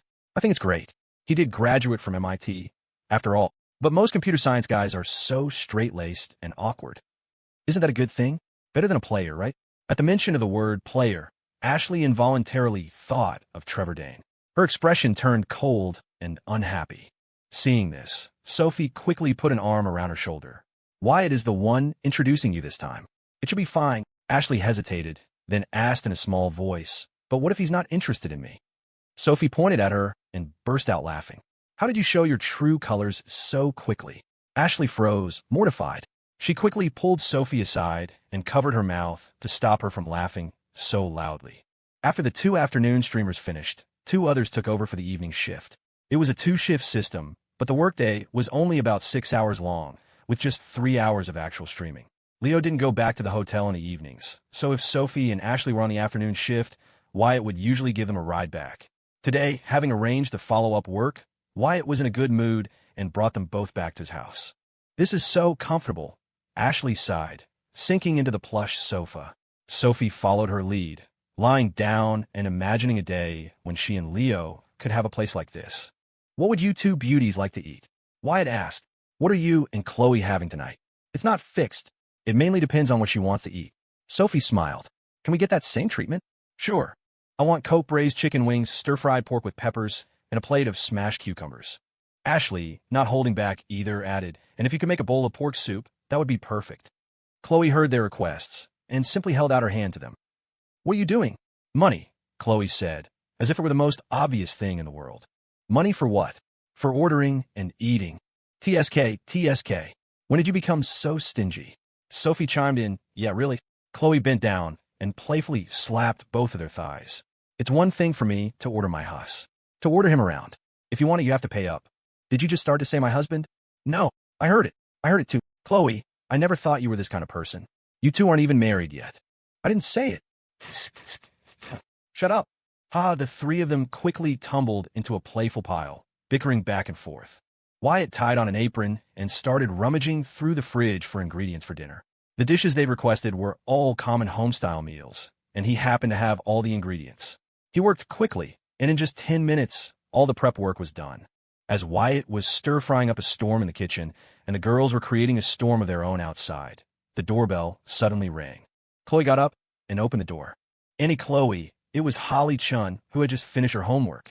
She looked up, called out sweetly, and then held up a large bowl. My mommy made some cold noodles. She wanted me to bring them over for you and Uncle. Chloe felt a little embarrassed. This was the second time Shelley had sent food over, but she didn't know how to cook anything herself and had been freeloading. She led the little girl into the living room, then brought the noodles to the kitchen. Holly's mom sent us food again. What is it? Cold noodles. Wyatt smiled. Then you guys can have some to tide you over. My cooking will take a while. Is it okay for us to keep taking their food like this? Chloe asked. Wyatt wiped his hands and gently pinched her nose. Why do you think they sent over food this evening, right after I took Carl to the office this morning? To thank us. You got it. Wyatt smiled. So don't overthink it. We're just returning the favor in a different way. We don't owe them anything. Chloe nodded, grabbed a pair of chopsticks, mixed the noodles, and lifted a few strands to Wyatt's mouth. After he ate them, she got 2 more bowls and pairs of chopsticks and returned to the living room. By now, Ashley and Sophie were teasing the pigtail-wearing Holly. Little sis, how old are you? 6. What grade are you in? 1st grade. Any cute boys in your class you like? No. Holly shook her head and said with the air of a world-weary adult, I don't like boys who are crybabies. Ashley and Sophie burst into laughter. As Chloe divided the noodles into 3 bowls and handed them over, she couldn't help but say, all right, you 2, stop teasing the little girl. Then Chloe asked, Holly, have you eaten dinner yet? I have. Holly pointed to the TV. Annie Chloe, can I watch TV at your house? Chloe smiled and handed her the remote. She was worried Holly wouldn't know how to use it, but the little girl expertly navigated to a cartoon called PAW Patrol and became completely engrossed. Meanwhile, across the street, why isn't your daughter back yet? Let her be. She finished her homework, anyway. I'm going upstairs then. Yeah, you do your thing. Don't worry about anything else. Carl understood what his wife meant. She wanted him to succeed with this project. If he did well this time, he'd have another option, another path for his future. Back in the living room. Chloe, is there any vinegar? There's already vinegar in here, isn't there? I like things extra sour. Ashley laughed. But these cold noodles are really good. So appetizing. That's all there is. You two came at the right time. This was supposed to be enough for Wyatt and me tonight. Now that you're here, Wyatt doesn't get any. Ashley nudged Sophie with her shoulder and whispered dramatically, "Ugh, it's so annoying. How come 9 out of 10 words out of someone's mouth are about Wyatt now?" Sophie giggled. "From now on, we shouldn't call her Chloe. Let's just call her Mrs. Wyatt." Chloe pretended she couldn't hear them. Holly was very polite. After watching 2 episodes of her cartoon, she realized it was getting late, turned off the TV, and said she was going home. Chloe, worried about her crossing the street, walked her to her front door before coming back. Wyatt had just finished making dinner. 3 dishes and a soup, all the ones they had ordered. The cold noodles were just a small portion, so the 3 of them had only had a taste. Smelling the fragrant food, Ashley and Sophie shamelessly took their empty noodle bowls and went to the kitchen to serve themselves rice. Wyatt washed his hands and took off his apron. Seeing that Chloe had already served 2 bowls of rice, he walked over and sat down beside her. "So how is it? Tastes okay." "Amazing, amazing." "Then eat up. Don't let it go to waste." Sophie smiled. "Don't worry. If we can't finish it, I'll pack it up for Leo." "Haha, that works too." The 4 of them chatted and ate. As the sun set and darkness fell, they were all full. Wyatt rubbed his stomach and patted Chloe's thigh. "All right, we're all done. You can go clean up the kitchen." Chloe twitched her leg. "You go, you go, you go." Wyatt poured himself a glass of hot water, turned around, picked up a box of goji berries from the side cabinet, and dropped a dozen into his cup. "You go." Chloe glanced at it and pouted. "I'm not going." In front of her, Wyatt grabbed another handful of goji berries. "Are you going or not?" Chloe's eyes widened, but she remained stubborn. Wyatt dropped the berries into his cup, then grabbed an even bigger handful. "Going." Chloe surrendered, getting up with a pout and heading into the kitchen. Ashley and Sophie were completely baffled. What kind of game were those 2 playing? The next afternoon, Wyatt went to the NYU Tisch School of the Arts. Chloe had her period and wasn't feeling well, so after lunch, he drove her home. Downstairs from her dorm, Wyatt called Mandy to come down. She was still sulking about not being allowed to be in the game, looking gloomy and refusing to even look at him properly. "Who are you making that sour face for? I just don't get it. Why would you let my 3 roommates be in your company's new project, but not me?" Wyatt had to laugh. "I'm doing it for your own good." "TCH." Mandy pouted, unconvinced. "Don't try to fool me with that line." Seeing this, Wyatt changed his tune. "If you're willing to cut ties with J.C., I can let you participate." "What does this have to do with J.C.? Have you ever seen a famous actress marry into a high-level political family?" Wyatt said, trying to reason with her. G.C.'s father is a high-ranking official in D.C. You know that. If you're constantly in the public eye, I guarantee that even if J.C. wants to be with you, his father won't approve. Besides, J.C. himself is a very low-key person. If you become an actress, do you think he could stand watching you be all lovey-dovey with someone else on screen? Seeing Mandy fall silent, Wyatt continued, "I'm giving you 2 choices right now. Either you choose love, or you choose a career. Your cousin has a few connections in the entertainment industry now. If you want to be an actress, I can't promise you a leading role, but getting you a few supporting parts shouldn't be a problem. If you choose J.C., then you can forget about being an actress." Mandy looked down, picking at her fingers, unable to say a word. "With your naive personality, you just get tricked and bullied if you enter the entertainment industry anyway. Now go upstairs and bring your 3 roommates down. There are some things I need to make clear to them." Mandy pouted, turned, and went upstairs. A few moments later, Ashley, Sarah, and Lily came down with her. The 3 of them were sweet as pie, calling out cousin from distance. Wyatt smiled. Seeing people coming and going, he ushered them into his car and got straight to the point. "I need to tell you a few things up front. This project is different from a normal shoot. It's a live-action interactive video game. The title is Game Over. I'm surrounded by beauties. You can guess from a name what kind of story it is. However, the game is in the first person, so there's no male lead on camera. But the plot might be a bit realistic, maybe even a little over the top. Are you still willing to do it?" Ashley squinted her eyes and smiled. "Of course. It's so hard to find a job right now. If we have a project under our belts already, it could really help our future careers." "Yeah, I'm willing too," Sarah and Lily chimed in. Wyatt nodded. "All right, this weekend, you'll all come to my house for a table read. Mandy knows the way. She can bring you." Arc Interactive was open on Saturday, so going there wasn't convenient. Carl needed to be at the table read too, so Wyatt decided to host it at his own home. "Okay, wait, don't rush off just yet," Wyatt said with a grin. "I have something else I need your help with." The 3 of them blinked, looking at him expectantly. Wyatt smiled. "We're still missing a few roles, and I need to cast them from your school. I don't have time to stick around. There are some flyers in the trunk. Help me post them in crowded areas. I'll conduct screen tests via video later. Sarah asked timidly, Cousin, don't we need to do a screen test? Wyatt chuckled. Let's just say I'm pulling some strings for you. The three of them looked at each other and then said in unison with a smile, Thanks, cousin. Mandy, sitting beside them, pouted to herself. I'm his actual cousin. Why do you three sound more familiar with him than I do? The stuff is in the trunk. Get out and grab it. If anyone asks questions, have them talk to Mandy. You got it. The three girls quickly got out of the car, efficiently grabbing the materials from the trunk, and began discussing whether to post the flyers near the academic buildings or the cafeteria. Mandy lingered in the car, hesitating for a long time before finally holding out her hand to Wyatt. Lend me some more money. Wyatt frowned. You spent all your allowance again? Mandy shook her head. No, but I'm planning to buy a plane ticket to D.C. Are you crazy? I have to go find J.C. and ask him clearly if he likes me or not. Isn't the girl supposed to wait for the guy to make a move in these things? I don't care. Can't you just ask him over the phone? No, I have to ask him in person. Seeing Mandy's stubborn expression, Wyatt said with a sigh of resignation, I'll have someone book the ticket for you. And when you land, I'll arrange for someone to pick you up. Don't go running off on your own. You know people in D.C. too. I've invested in 2 big companies there. Okay. Mandy pushed the car door open to leave. Wyatt rolled his eyes.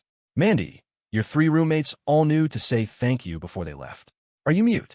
Thanks, Cousin Mandy said listlessly, then stuck her tongue out and made a face at him before running over to her friends.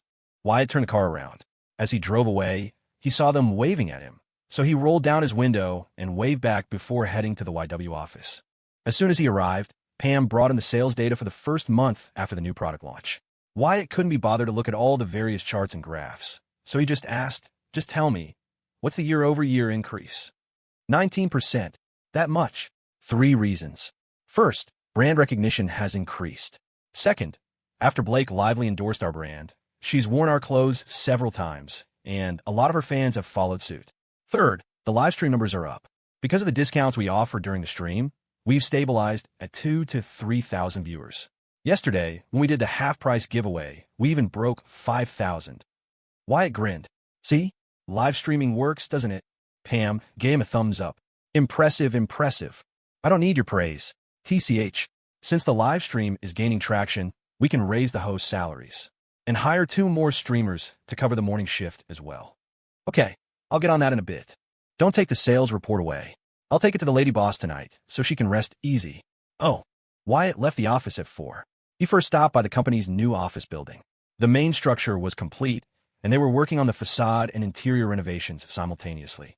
It was changing day by day, and progress was fast.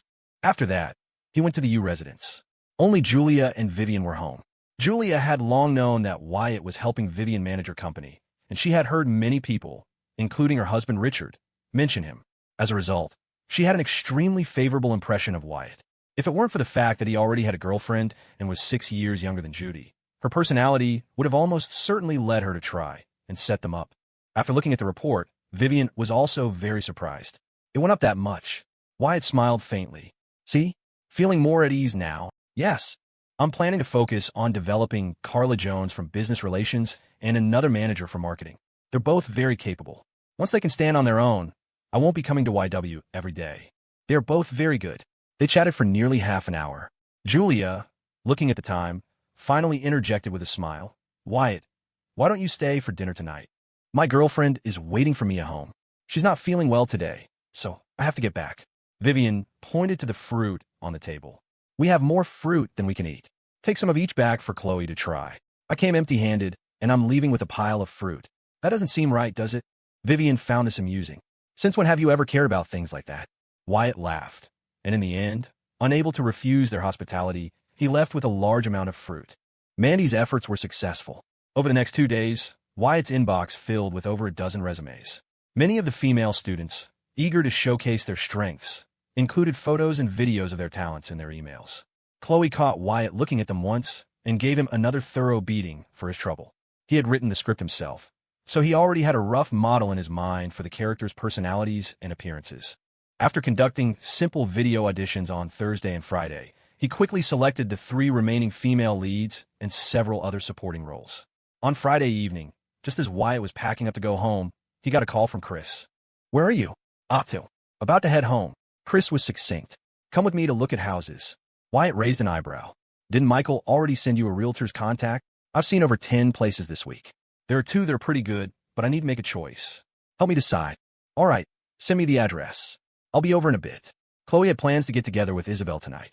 She, Sophie, and Ashley saw each other every day, but it had been weeks since they'd seen Isabel.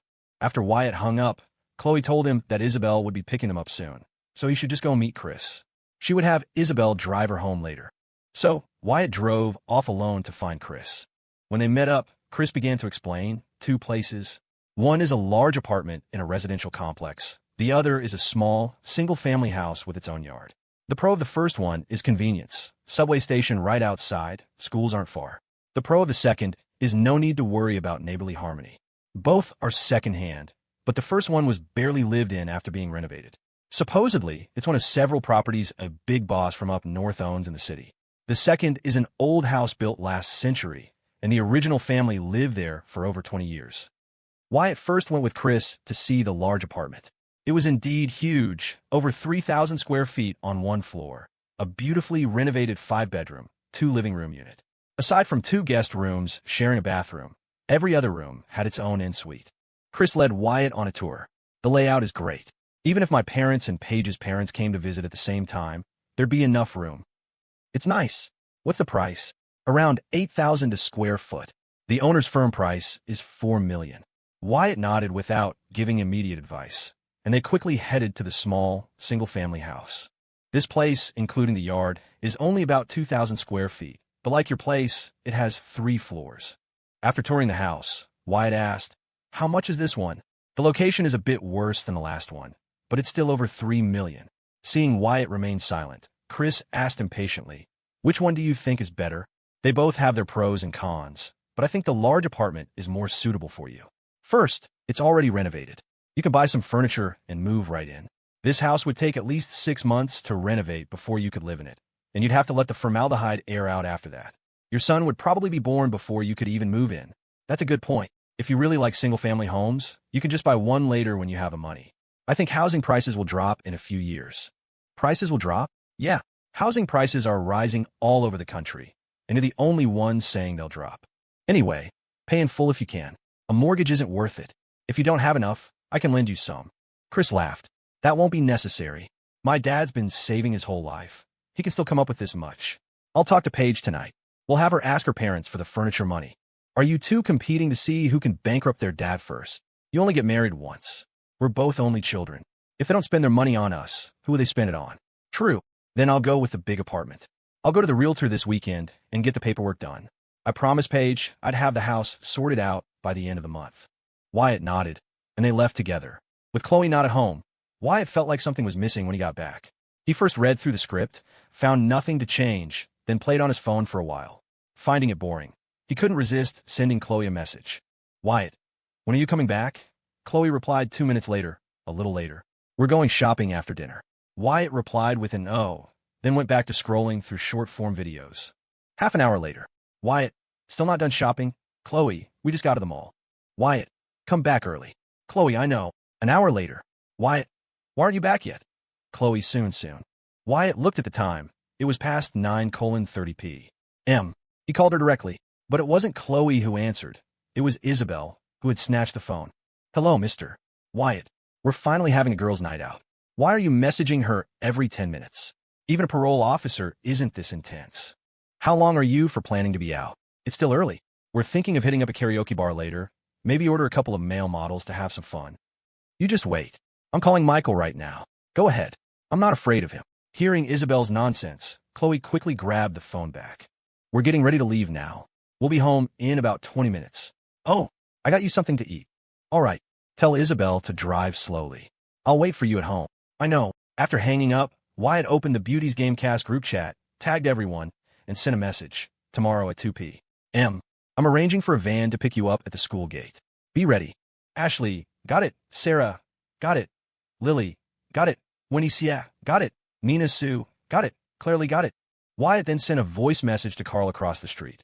"Carl, I asked the company's procurement department this morning. The equipment should arrive by next Tuesday. How are the crew preparations coming along?" Carl quickly replied with a voice message. "All set. After the table read tomorrow, we can start shooting anytime. Wyatt, I'll send you the script. See if a month is enough time. Carl, okay. Wyatt, we'll talk more tomorrow afternoon then. Carl, sounds good. After a few brief exchanges, he waited for another 10 minutes before finally hearing a car horn outside. He ran out to look, and sure enough, it was Isabel dropping Chloe off. As Chloe was getting her shopping bags from the trunk, Wyatt asked, "Where are the other two?" "Already dropped them off. Not coming in for a bit." "Forget it. I have no interest in being your third wheel tonight. That guy Michael is waiting for me at home. Be nice to Michael. The last time I saw him, he was walking with a limp. Not my problem. If he's limping, he must be keeping a mistress on the side." Chloe handed Wyatt her shopping bags and waved at Isabel. All right, it's getting late. You should head back. Text us in the group chat when you get home." Isabel agreed, then deliberately shouted, "Next time, we're definitely ordering male models." Wyatt sighed in resignation. Chloe couldn't help but laugh. By early November, the weather was no longer so hot. Sleeping under a summer quilt at night might even leave one feeling a bit chilly in the early morning.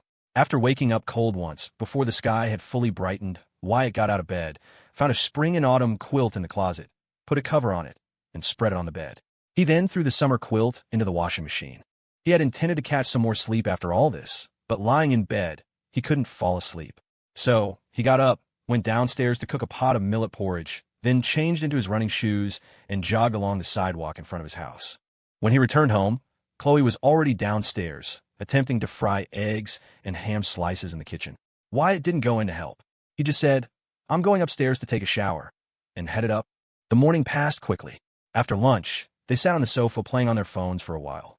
Soon, Chloe was yawning, and she lay down with her head on Wyatt's lap and fell asleep. Wyatt grabbed a throw pillow and covered her bare feet, then quietly continued reading the script he had written on his phone. It was quiet for a full hour and a half, until the doorbell rang, waking Chloe with a start. Wyatt went to open the door. Standing at the door was Carl, who, perhaps feeling it was too abrupt to come alone, had brought his daughter Holly with him. They soon sat on the sofa, discussing the script. Chloe got up to make 2 cups of tea and place them on a coffee table in front of them. After chatting for a bit, Wyatt glanced at the time. Just as he was about to ask Mandy where she was, a van pulled into the yard. Including Mandy, 7 or 8 female students from the acting school quickly got out of the car. Wyatt had told Chloe about the table read the night before. She stood up and welcomed the group of 20-year-old girls inside. Seeing the actors had arrived, Carl, realizing they were about to discuss business, coaxed his daughter to go home. Wyatt didn't waste time with pleasantries. He had met Ashley and her friends more than once, and as for Wendy, Nina, and the others, they had come after their pay was settled. It was a professional relationship. So, after they sat down, Wyatt distributed the scripts to them, with each character's lines highlighted in a different color. "I'll give you 20 minutes to read the script. Then we'll pick out some scenes and do a read-through by character. After that, I'll explain the character relationships to help you understand the story structure." After Wyatt finished speaking, the group quickly took the scripts and began reading them seriously. Mandy was surprised when Wyatt handed her a script as well. She was stunned for a moment, and Wyatt whispered, "You'll play the male lead who doesn't appear on screen. You'll be reading lines with them. I'll get someone to do the voiceover later." Upon hearing this, Mandy's face instantly lit up with a smile, and she began to read her parts and monologues. The entire table read went very smoothly. Although Ashley and her friends were only sophomores, their acting skills were sharp, and they understood things with just a little guidance. Wyatt did the work of a screenwriter and many directors, saving Carl a lot of trouble. The table read, which started at 2:30, ended a little after 4. It wasn't that they were fast, but the script itself was not complicated. Alex had been living a carefree life lately. With his 3 roommates gone from the dorm and fewer classes in his senior year, he had used his savings and some help from his family to buy a VW Jetta. He still went to Aqueous Gems every day. At the YW new product launch during fall break, Blake Lively had worn a pearl necklace when she took the stage, giving Aqueous Gems a free wave of publicity. Because of this, last month's sales at the store broke the record set at its grand opening. Even a few stores in Austin saw a rise in sales. Renee's grandfather now boasted to everyone he met about having such a good daughter. Renee's feelings for Alex were actually quite complex. To say she liked him might be a bit of a stretch. Since graduating from college, she had become a living advertisement for Aqueous Gems. She had met countless people, from high-ranking officials and wealthy elites to ordinary folks. There were plenty of men with better backgrounds than Alex, plenty with higher education, and plenty more handsome. Take that one guy who came to the store last time. His credentials were far superior to Alex's. But Renee had never been moved. She was a very rational person, and her overly meticulous mind had set her standards for a partner very high. When she was younger, she was never in a hurry to date. But now, at 30, to say she wasn't anxious at all would be a lie. Renee had a clear plan now. There was no perfect other half for her in this world, and marriage was something she couldn't avoid. Since she couldn't find someone she loved, she might as well find someone who loved her. And Alex fit that criterion perfectly. When they first met in Austin, he had helped her. After countless interactions since then, Renee had come to understand him completely. In terms of intelligence, he wasn't her equal. In terms of emotional intelligence, he also fell short. But one thing that couldn't be faked was that he genuinely liked her. Renee had verified this several times. Alex himself didn't even know he was being tested. The first time was during summer break. At 1 in the morning, Renee said she couldn't sleep and wanted to find someone to go for a walk and chat with. As soon as Alex received the message, he went to find her. Like two fools, they walked for a long time on the quiet streets at 2 in the morning.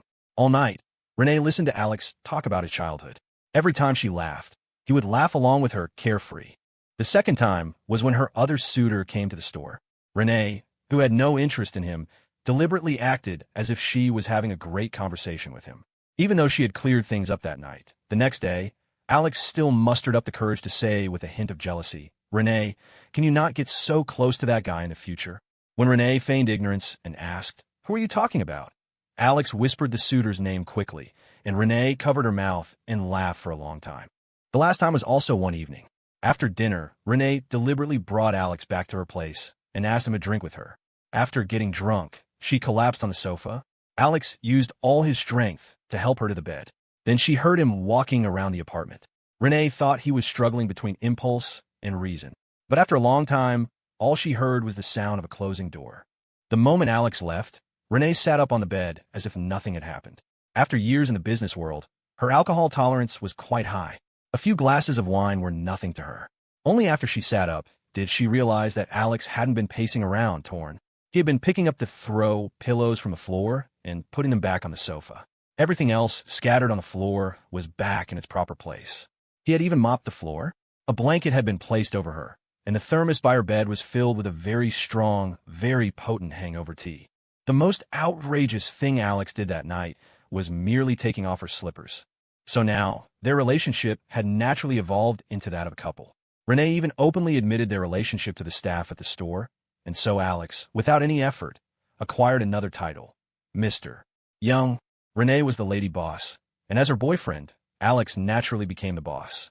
There was a hint of teasing in it, but Alex didn't care one bit. He felt that if Renee didn't mind, then he didn't need to mind either. "Alex, come here. I need to talk to you about something." Renee beckoned him over. When he was close, she lowered her voice. "I'm going back to Austin tomorrow." "Tomorrow?" "Yes." Alex nodded and then asked, "When will you be back?" Renee smiled. "I don't know. Maybe a day or two. Maybe 3 to 5 days. It might even be longer. It depends on you." "Depends on me?" Alex looked completely baffled. Renee nodded. "That's right. It depends on you, because I plan to take you with me." Alex's eyes widened, his face a perfect picture of shock. "What? You don't want to go?" Alex snapped out of it and quickly shook his head.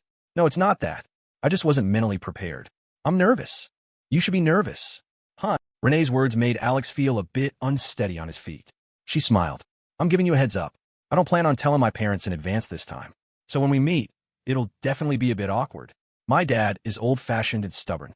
He never praises people to their face, but he never speaks ill of family to outsiders. My mom doesn't have much education. She dropped out of middle school. She's a genuinely good person. So as long as you can get past my dad, you'll be fine. Don't say any more. My legs are already shaking." "Haha, you're such a wimp." Renee quickly changed her tone. "If you're not ready, we can skip it this time. We can go next time." "No," Alex immediately replied. "I'll go with you." "Huh, not nervous anymore." "How could I not be? It's just that I can't avoid it forever. Since that's the case, I might as well go now. Otherwise, I'll be nervous until next time." After a pause, Alex asked cautiously, "Your dad won't chase me out with a broom, will he?" Renee quickly suppressed her smile and said with a straight face, "It's not entirely out of the question." "What?" "Haha, just kidding." Alex wiped his forehead and sighed. "You scared the sweat right out of me." "Let's go." "Where to?" "Shopping. To buy you a couple of outfits." "What's wrong with this one? You look like a college student. I need to make you look more mature. Otherwise, walking with you, won't it make me look old?" "I don't think so." Actually, you don't need to be so nervous. My parents started nagging me about getting married years ago. So when they see me bring a boyfriend home, their first reaction might be excitement or happiness. Should I lie and say I'm older? No need. Some lies once told are just told. Other lies once told require countless more lies to cover up. Okay, when I go to your house, I don't plan on lying about my age either. It's fine. My parents don't care about that at all. They say an older woman is a treasure. I'll just tell them I brought 3 gold bricks home. Renee tweaked Alex's ear. I'm only worth 3 gold bricks. Alex immediately grinned sheepishly. My mistake, my mistake. I heard from Wyatt that you dated a green tea girlfriend before. Huh? What huh? You were trying to hide it from me. Nothing happened between us, really. I know, Renee said. I just wanted to ask if she's still at school. If she is, I'll go with you to school and help you get some payback. I'm a senior now. She's definitely gone. I almost forgot about her until you brought it up. Really? Really? Seeing Renee just smiling at him, Alex quickly added, now when I dream, I only dream of you. Oh, you know how to say sweet things like that now. Come on, big sister will give you a little reward. Seeing Alex close his eyes, Renee immediately gave him a push. What are you thinking? There are people all around. We'll talk in the car. Alex scratched his head and quickly got into the car. After Renee got in, she seemed to have forgotten her promise. Alex hesitated several times, wanted to say something, but ultimately held back. It wasn't until they were about to get out of the car that Renee unbuckled her seatbelt, leaned over, and planted a lipstick-stained kiss on his cheek. Wait, wipe off the lipstick mark before you get out. I'm not wiping it off. Wipe it off, quick. Why should I wipe it off? It's too obvious. For once, Alex stood his ground. That's exactly why I'm not wiping it off. That night, the thought of going to Austin with Renee the next day made Alex's stomach churn with anxiety. The last time he had been this nervous was in the few seconds before clicking the search button for his SAT scores. He tossed and turned in bed, unable to sleep. Finally, he picked up his phone, scrolled through his contact list for a long time, and ended up sending a message to Wyatt. Alex, you asleep? Wyatt, spit it out. Alex, I'm going to Austin tomorrow. Wyatt, what for? Alex, Renee is taking me to her home. Wyatt, then just say you're going to meet the parents tomorrow. Why beat around the bush? Alex, it's my first time. Alex, I'm so nervous. Alex, are there any rules? Can you give me a rundown? Wyatt, as if I'm some kind of expert. I've only had one girlfriend. Alex, but that still means you have experience. Wyatt, all right, one principle. Talk less, listen more. If they ask you a question you don't know how to answer, look at Renee. Alex, look at Renee. Wyatt, right. Her parents are probably in their 50s. 10 to 1. She calls the shots at home. You looking at her, on one hand, shows she can help you out of jam. On the other, it's a subtle way of telling your future in-laws that after you get married, you'll listen to your wife. Alex, holy crap, I get it. Wyatt, say nice things, but remember to have a limit. Don't let people think you're a smooth talker. Of course, that's unlikely. I bet when you actually get to her house, you'll be stuttering. Alex, I'm afraid of that too. Wyatt, if her dad asks about your job, you can say you're working with me. Renee might not have mentioned you to her parents, but she might have mentioned me, since I helped her out for your sake. Alex, okay. Wyatt, drink less at dinner. If her dad tries to get you drunk, have 2 drinks and then fall into Renee's arms. Don't be like Leo was. Alex, okay. Wyatt, let me quiz you. Wyatt, if at dinner, Renee's mom says, I'm not a great cook, it's probably not as good as your mom's, how would you reply? Alex, I'd just say they're both delicious. Wyatt, idiot. You should say, then will you be my mom? That way it'll taste just as good. Alex, genius. The next day, Alex went to Austin with Renee. Around the same time, Mandy was at the airport, getting ready to fly to D.C. Wyatt knew that with Mandy's personality, even if he forbade her from going, she would have snuck off on her own anyway. So he had someone book her a round-trip ticket and arrange for a car to pick her up. Just as Mandy was boarding her flight, Wyatt called J.C.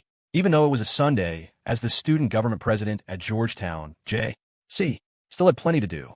But seeing the caller ID, he still took the call. Hello, Mr. Wyatt. I need to tell you something. Wyatt didn't beat around the bush. My cousin is on a flight to D.C. right now. She says she's coming to find you. With her personality, I couldn't stop her. You can probably guess why she's coming.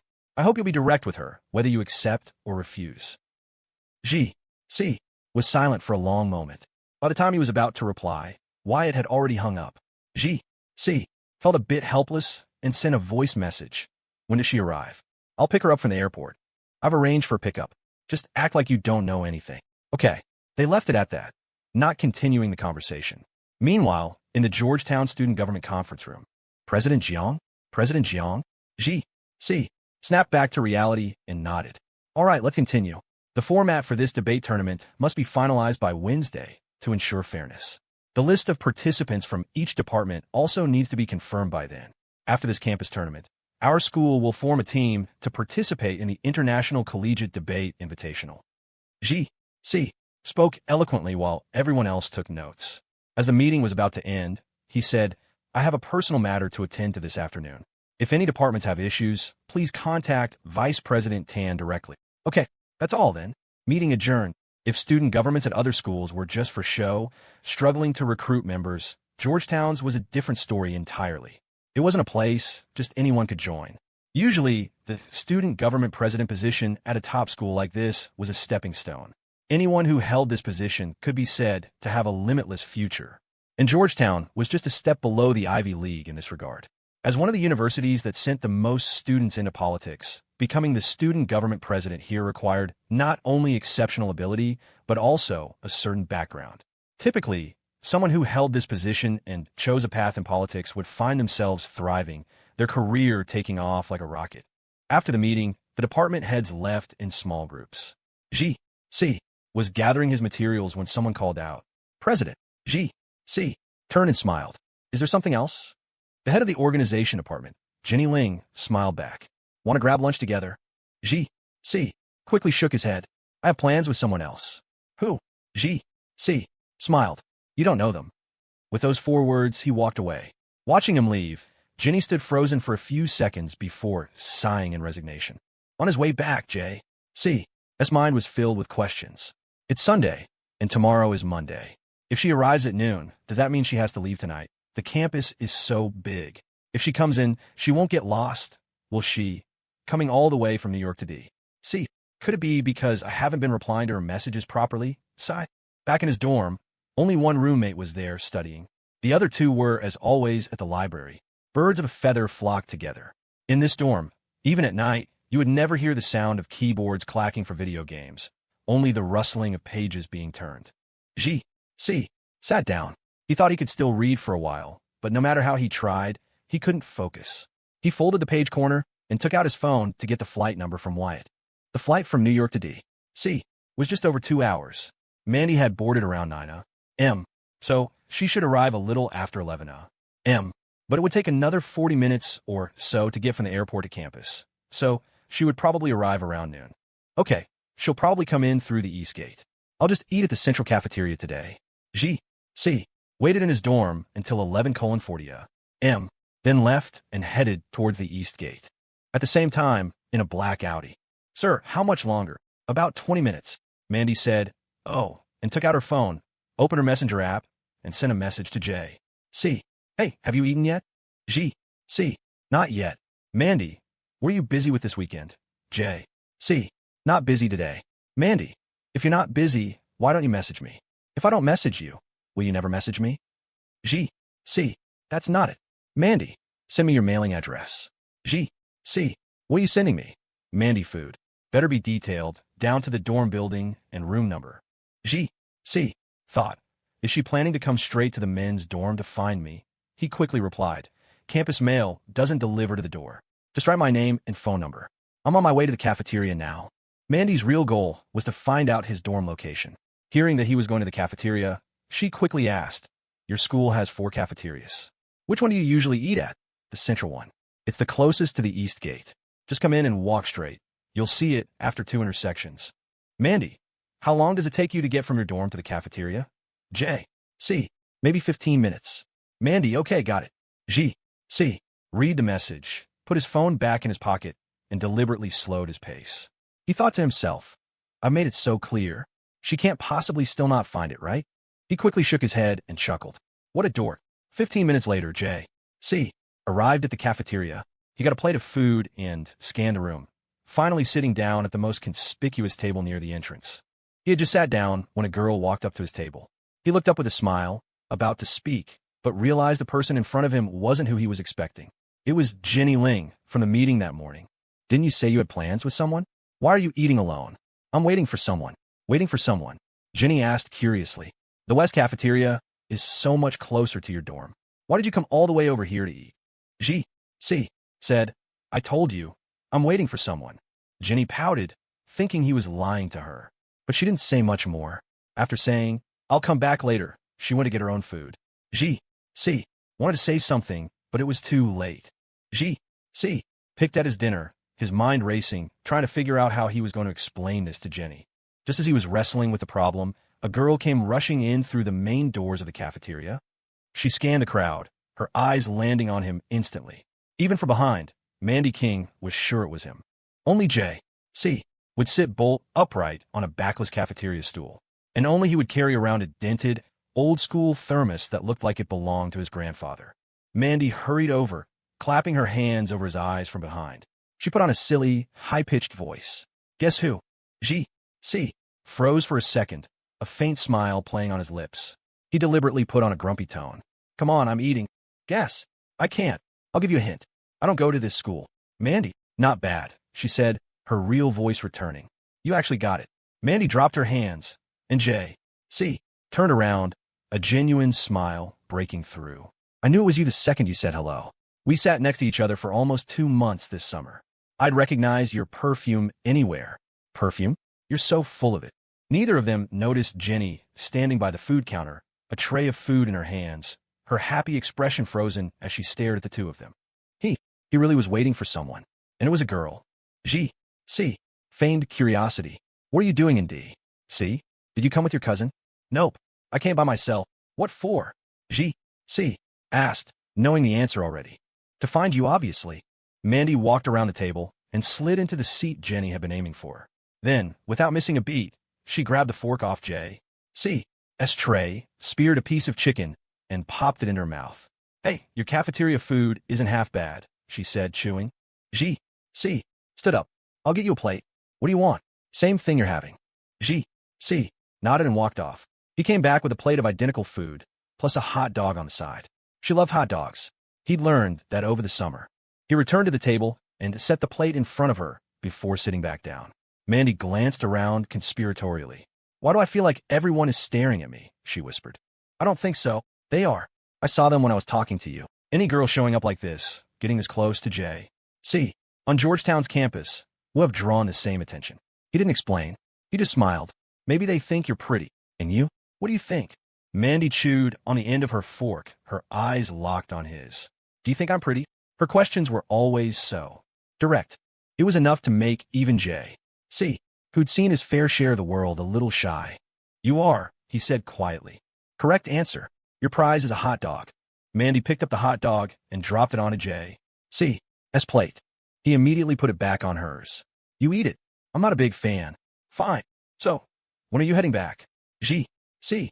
Mandy's voice shot up a few decibels. G.C. frowned, completely baffled. What he said to upset her this time? I just got here, Mandy said, her voice laced with indignation. And you're already trying to get rid of me? No, that's not what I meant, he explained patiently. I just want to know how long you're staying in D.C. If you're here for a couple of days, I could show you around. Mandy's mood brightened instantly. I go back Tuesday afternoon. What about your classes? My brother's company has a project, and they needed some actors. I'm one of them, so the school already approved the time off. Oh, I see. What are you staring at? Eat. We can talk after. Right. G.C. quickly finished the food on his plate, leaving nothing but bones. He was like that at the office, too. He wasn't a picky eater, and he never left a scrap in his takeout containers. Mandy found a strange sort of satisfaction in watching him eat. It came from his upbringing. His grandfather had been in the military and had raised his children with strict discipline, a tradition that had been passed down. G.C. was the model kid everyone's parents compared their own to, well-behaved, polite, and possessing a natural grace in social situations. It was why Victor Yu's father had trusted him, a college student, to represent the family at Victor's wedding. But beneath J.C.'s gentle, refined exterior was a small, rebellious heart. That's how people were. The more you're told not to do something, the more you want to do it. G.C. had always managed to suppress that rebellious streak with logic and reason. But when it came to the delightfully rebellious Mandy, he had no defense. A girl who had no time for coyness, who would prop her chin on her hands and openly stare at someone who would shamelessly ask if you thought she was pretty. She had walked into his heart before he'd even realized it. He envied her. Even though she wasn't the sharpest tool in the shed, Even though she broke all the rules, even though he sometimes thought she was a little bit silly, he had fallen for her anyway. It made no sense. There was no logic to it at all. What are you staring at me for? After he finished eating, J.C.'s gaze had settled on Mandy's face. When she noticed, she called him out on it. He was about to make an excuse, but then he remembered what she'd said to him over the summer. So, he mimicked her tone and threw her own words back at her. I'm looking. What's it to you? Mandy's eyes widened. G.C. was being unusually cheeky today. She pouted. Why are you copying me? G.C. just smiled. Finish up. We'll go for a walk. Okay. She had something she wanted to say, too. Mandy sped up, cramming food into her mouth that should have taken 3 bites, making her cheeks puff out. From his perspective, it was ridiculously cute. Finally, she wiped her mouth and held her right hand out to him. Napkin. G.C. pulled a small packet of tissues from his pocket, tore one in half, and handed the piece to her. Mandy took it, gave her mouth a quick, decisive wipe, and stood up. Let's go. G.C. stacked their trays and returned them to the drop-off station before leaving the cafeteria with her. They walked along a campus path, and the farther they got from the cafeteria, the fewer people they saw. Finally, as they passed the School of Foreign Service and neared the gardens by Healy Hall, J.C. stopped. He turned to face Mandy, who had been about to take the lead. Mandy, he said, his voice steady. Will you be my girlfriend? Huh. Mandy stood there completely stunned. She had the whole thing planned out. She'd come to D.C., find J.C., and hit him with the big question. Do you like me? If he said yes, great, they were together. If he said no, fine, she'd move on. She had been trying to find the right moment ever since they'd left the cafeteria, figuring out the perfect opening line that wouldn't sound too direct. And now, he'd beaten her to the punch. How dare he? She had traveled all this way to deliver a cool, confident confession, and he'd gone and stolen her line. Mandy stood on her tiptoes and pressed her hand to his forehead. What's going on? She muttered to herself. Did this guy finally get a clue? Hey, J.C. said, a mix of amusement and exasperation in his voice. I'm still here. She waved a dismissive hand. What took you so long to say that? Is it late? Yeah. G.C. smiled. But we haven't even known each other that long. Haven't you ever heard of love at first sight? G.C. opened his mouth and closed it. He wanted to say he didn't believe in that stuff, but he didn't want to upset her. He changed tack. Well, you at least have to get to know someone's character and values. Mandy grinned. My brother helped book the flight. He wouldn't have let me come if he thought you were a creep. So I figure you must be okay. G.C. had no comeback for that. She beckoned to him. Come closer. He took a step forward. Lower your head. What? I said. Lower your head. G.C. obediently bent down, and with the speed of a lightning strike, Mandy leaned in and kissed him. Now it was J.C.'s turn to be stunned. How did that just happen? There were people around. Mandy, however, felt no shame at all.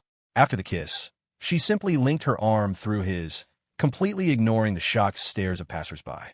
Back in the cafeteria, she said smugly, I noticed more girls were looking at me than guys. You must have a lot of admirers here, don't you? I don't think so. You don't think so? Mandy dragged out the words, her expression turning into a pout. So that means you do. Given J.C.'s looks, good grades, and his position as student government president, he certainly had plenty of fans, but most of them were secret admirers. Few girls were as direct as Mandy. Now I know how to find you at school, she continued, her tone turning playfully threatening. So you'd better watch yourself. If I see you with another girl, I'll... She drew a finger across her throat. G.C. glanced at her and couldn't help but laugh. Mandy jabbed him in the stomach with her elbow. You're laughing? G.C. pressed his hands together in a prayer-like gesture, a rare, roguish look on his face. My bad, he said, still chuckling. They spent the rest of the afternoon together. Mandy had him take her on a tour of the campus, his dorm, which he refused to let her enter, the academic buildings, the track and field. The quick walk-through took nearly an hour and a half. By the time the sun began to set, painting the western sky in shades of orange and pink, Mandy had authoritatively changed J.C.'s phone. His profile picture was now one half of a matching couple set. His contact name for her was changed from Mandy King to Mandy Babe Redheart, and his lock screen was now the photo of her standing on the bleachers at the athletic field. When she handed the phone back, her tone was menacing. You can't change the profile pic unless I say so. You definitely can't change my contact name. And I just took a bunch more selfies, so if you want a new wallpaper, it has to be one of mine. G.C. lit up the screen, smiled, and nodded. Okay, he may not have graduated yet, but thanks to Wyatt, he'd seen a fair bit of the world. Still, he'd never been to a house that looked like a palace. A place like this in NYC would probably sell for 9 figures. What are you waiting for? Get out, Renee said, grabbing her bag and pushing the car door open. Alex sat in the driver's seat, closed his eyes, took a deep breath, and then got out. As he walked over to Renee, two people who looked to be in their mid-50s emerged from the house.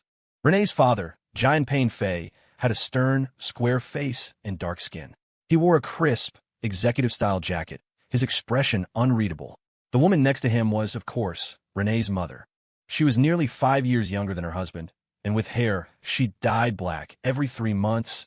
She looked even younger than that. Her eyes were fixed on Alex.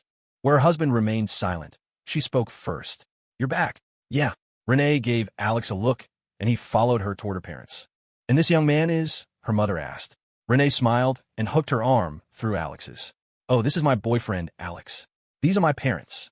With a heart full of dread, Alex managed to smile and greeted them. "Mr. and Mrs.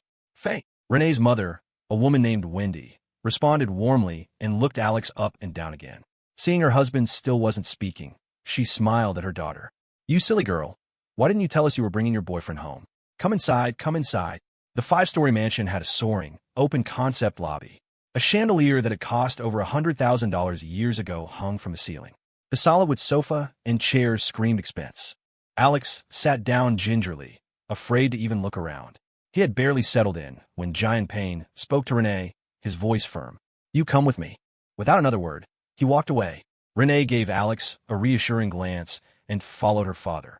"Tell me the truth," Jian-Ping said once they were alone. "This guy outside, did you bring him home to spite me? Or..." Before he could finish, Renee cut him off. "Dad, do you remember that night last year when my purse was stolen?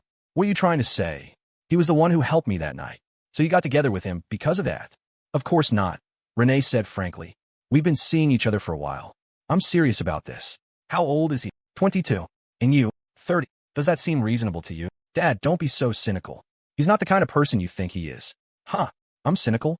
Fine, fine. Putting that aside, just tell me, what do you even like about him?" Renee didn't answer directly. Instead, she asked a question of her own. "Dad, back when you had nothing and Mom got together with you, what do you think she saw in you?" Jian-Ping was speechless. Jian-Ping Fei let out a breath, his tone softening. "You're my only daughter. Aqueous gems will be yours sooner or later. You have better options, so why him? What can he possibly do for you?" "Actually, I've already used him several times." Jian-Ping raised an eyebrow, waiting. "Dad, you remember Wyatt from Investments, the one I told you about?" Renee explained. "Yes. He's Alex's roommate. I was only able to partner with YW because of my connection to Alex. Wyatt implied as much to me several times." Jian-Ping's eyes narrowed. "So," Renee seemed to know exactly what her father was about to say and cut him off. "I did have that in mind at first, but not anymore. I'm serious about him now. There's no agenda. I know he's not a big shot, but he is one thing that no one else can compare to." "And what's that?" Jian-Ping pressed. "He loves me." At Jian-Ping's age, words like love and passion didn't stir much in his heart anymore. But seeing his daughter say it with such confidence, he knew she had likely tested that claim and found it to be true. From his perspective, he naturally wanted Renee to find a man who was outstanding in every way. After all, she was his only child. But after this conversation, though he still felt a bit resentful, his thinking had started to shift. Renee pressed her advantage. "Dad, if you actually talk to him, you'll see. He doesn't have much ambition, and he's not a bad person. If, and I'm just saying if, I really did find a man who was outstanding in every way, do you think aqueous gems would still belong to our family in 10, 20, or 50 years?" That sentence struck a deep chord with Jian-Ping. He had built aqueous gems from the ground up, and no one wanted to see it flourish more than he did. Renee's point was sharp. If his future son-in-law was truly a titan of industry, then in a few decades, aqueous gems might no longer bear the Fei name. Jian-Ping was a traditional man.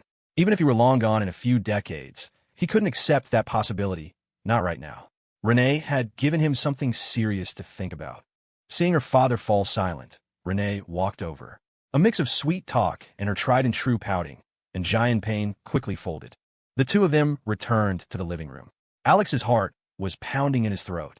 He'd expected this to be difficult, but he hadn't anticipated his future father-in-law hitting him with a power play right from the start. Seeing Jian-Ping's still grim face, Alex felt his heart rate climbing toward 150.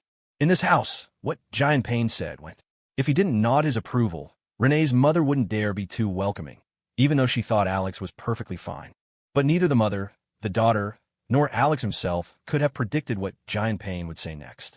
As soon as he sat down, he delivered a line that left all three of them dumbfounded. I have only one condition. When you have children, one of them must take my daughter's last name.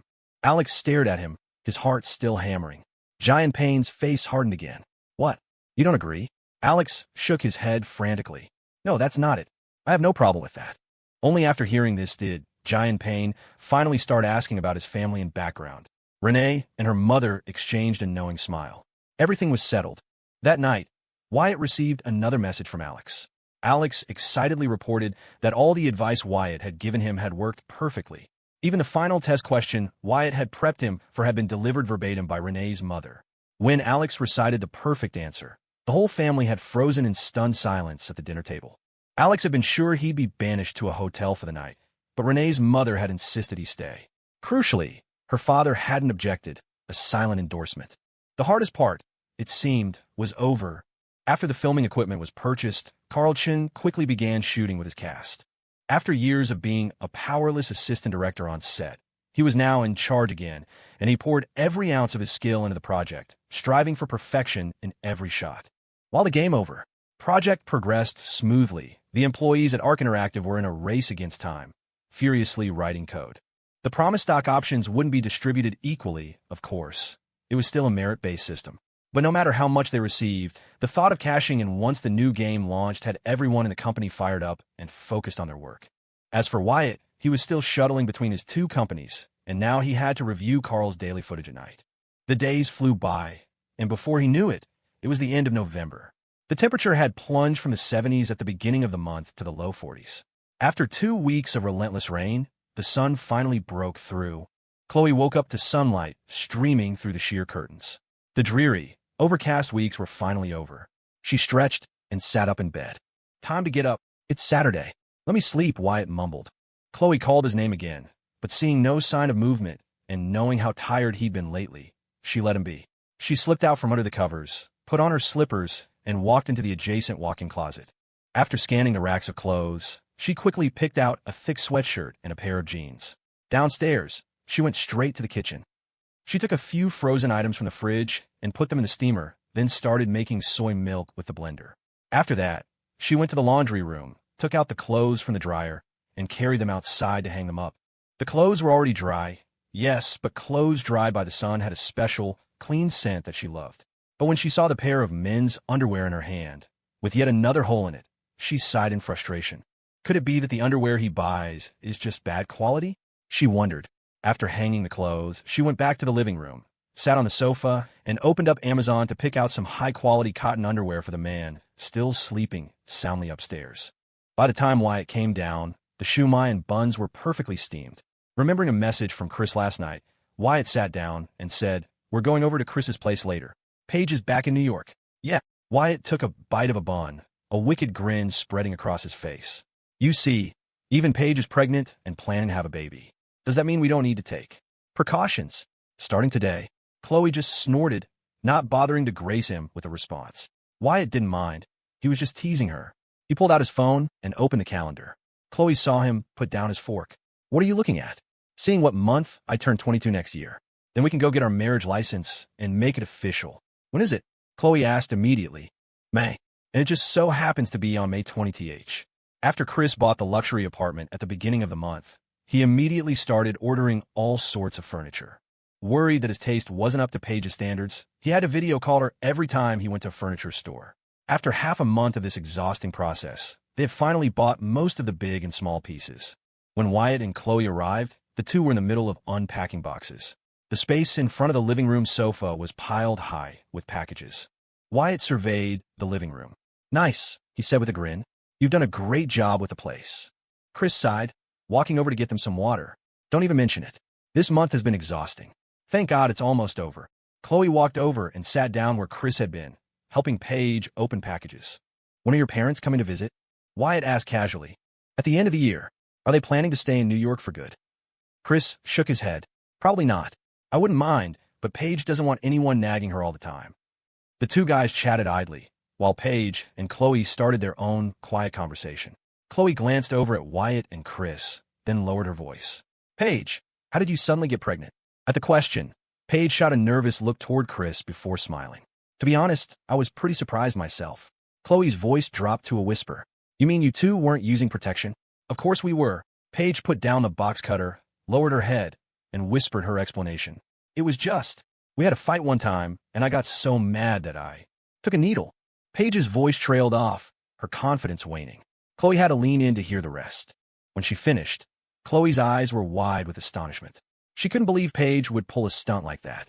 Seeing Chloe's stunned silence, Paige nudged her hand. Don't you dare let this slip, she warned. And don't tell Wyatt.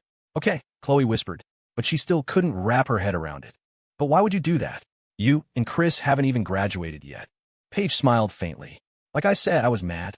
I never thought it would actually work. But ever since I got pregnant, he does whatever I say. He wouldn't dare talk back to me anymore. As for the rest, I didn't think too much about it. We've known each other since we were kids. Our parents know each other, and we're going to get married eventually. Now that there's a baby, I can't just not have it, right? Chloe nodded, understanding. Poor Chris wouldn't find out the truth for years. To this day, he still blamed himself for being cheap and buying that off-brand box of condoms at the convenience store. These days, Ashley was the most bored person on the weekends. Two of her 3 roommates, Isabel and Chloe, had moved in with their boyfriends. And even though Chloe was just upstairs with Leo around, Ashley didn't feel right just dropping in whenever she wanted. So, on weekends, she mostly just watched boring soap operas at the hotel or wandered aimlessly around the mall. Since YW's live streaming business took off, her and Chloe's salaries had jumped from 4 figures to 5, and not starting with a 1 either. Ashley was thrilled. She never imagined she'd be making so much before even graduating. But while she was financially satisfied, she still felt a deep sense of emptiness. After eating takeout in her hotel room for lunch, she hesitated for a long time before finally sending a text to Chloe. What are you up to? Chloe replied, Wyatt, and I just got back from lunch. We were at his roommate's place this morning. Ashley, any plans this afternoon? Chloe, not yet. Ashley, I'm so bored. Can I come over? Chloe, of course. Isn't Sophie at the hotel? Ashley, Leo only has 1 day off. I wouldn't dare bother them. Chloe, want to come pick you up?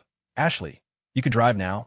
Chloe, facepalm emoji. Chloe, didn't we get our licenses at the same time? Ashley, but you're brave enough to drive on the road? Chloe, Wyatt has me practice whenever he has time. Besides, it's not far to your hotel. Ashley, envious emoji. Ashley, okay, come get me. Chloe put down her phone and told Wyatt that Ashley was coming over. Wyatt had planned to go check on the filming for Game Over, but hearing that Ashley wanted to visit, he changed his mind. Chloe soon left with the car keys. Wyatt had offered to go with her, but she insisted she could do it herself. Thinking it was only a 10-minute drive and the roads wouldn't be busy, Wyatt relented.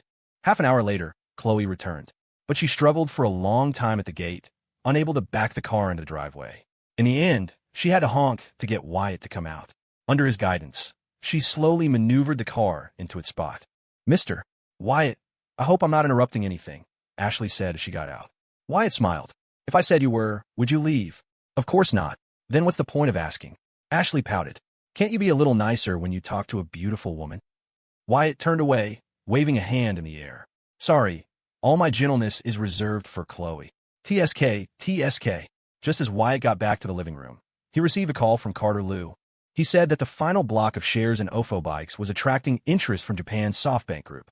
Carter was calling to get Wyatt's opinion, especially since it was a foreign firm. If OFO Bikes were truly built to last, Wyatt would never agree to sell to a Japanese investment company. But all signs pointed to the company continuing on its predetermined path, a booming facade hiding deep internal and external problems. Wyatt gave his advice quickly. Selling was fine, but the price had to be high. Very high. With that, Carter knew what he meant. The movie investment is delayed by a month, so the funds probably won't arrive before the new year, Carter said. But if the third batch of OFO shares can be sold smoothly after the holidays, both payments should come in around the same time. By then, our company's accounts could have over $200 million in cash reserves. Wyatt just grunted in acknowledgement. Not surprised at all. After this year, it would be 2018. In 2018, Inc. Live would list on the NASDAQ in the second or third quarter, becoming the first publicly traded entertainment live streaming stock. If he cashed out then, turning $200 million into $300 million should be a piece of cake. But for now, that was inside information, not to be shared with anyone. Wyatt had never forgotten his promise to find a boyfriend for Ashley. Every time he went to Arc Interactive, he'd use work as an excuse to chat with Evan Fong. Right now, the two top dogs in the tech department were Dexter Duan and Evan. In programming, age wasn't always an advantage. Technology updated so quickly that you had to be constantly learning. Evan wasn't the oldest in the company, but he was the fastest learner. So even though Dexter had brought in many of his programmer friends, Evan's skills were still top-notch. No one in the company had any objections when Wyatt promoted him. After Chloe told Ashley about Evan, Wyatt had been trying to think of a good opportunity for them to meet. He didn't want to be too direct. That would be awkward. He wanted to do what he'd done with Michael and Isabel. Arrange a casual dinner, a friendly get-together, so they could get to know each other without any pressure. Seeing Chloe and Ashley complaining about having to go to work on Monday, a flash of inspiration hit him. He walked over to them. Ashley, what do you think about that guy Evan I told you about? Is it worth meeting him? This was exactly what Ashley had been waiting to hear. In fact, a big reason she'd come over today was to ask about it. You said you were going to introduce me to someone, so what's the deal? This time, Ashley didn't play it cool. She just nodded. I guess I could meet him. Just don't make it too awkward. Wyatt smiled. Arc Interactive is rushing a project right now. It should be done around early January. After that, there's internal testing, bug fixes, and then beta testing. I was thinking of taking them all out for a big dinner in mid-January as a reward for all their overtime. Leo will definitely be there, so I can bring you and Sophie along. Evan is in management, so I can seat you at the main table without it looking weird. Ashley blurted out, I have to wait until January? The second the words left her mouth, she realized she'd said too much. As she blushed and tried to backtrack, Wyatt laughed. Are you and Sophie streaming this afternoon or tonight? Afternoon. Okay, how about this? I'll take you guys over there tonight to drop off some coffee. You could get a first look. After all, pictures can be deceiving. Seeing him in person is different. Ashley was too embarrassed to speak. After more than 3 years together, Chloe knew her friend well. She answered for her. That sounds great. Previously, Alex had spent 2 full weeks with Renee in Connecticut. During that time, he rarely left her family's house. His performance, in his own estimation, was neither good nor bad. The bad part was that he still hadn't seen much of the world. Several waves of guests had come to the house, and each time, Giant Payne would introduce Alex. But Alex, sticking to Wyatt's advice to talk less and listen more, would only offer a polite greeting before falling silent. To Giant Payne, this came across as a bit dull. The good part was that Alex clearly adored Renee and was very obedient, which reassured Giant Payne. From his perspective, it was better for Renee to have a husband who listened than one full of schemes. After returning to New York, their relationship had climbed to a new level. And just today, Renee brought up a topic that caught Alex completely by surprise. Since all 3 of your roommates have moved out, do you want to move in here with me? Alex didn't know how to respond. He hadn't recognized Renee's previous tests, but this time he suspected a trap. So, he didn't say yes or no. He just replied, Is that appropriate? Renee smiled at him. We're in a relationship, aren't we? What's not appropriate about it? Only then did Alex answer honestly. Of course I'm just worried that you. Before he could finish, Renee feigned surprise. What are you thinking? I live in a 2-bedroom. I said live together, not sleep together. Though the other room doesn't even have a bed, so if you move in, you'll have to sleep on the sofa for a few days. I don't mind.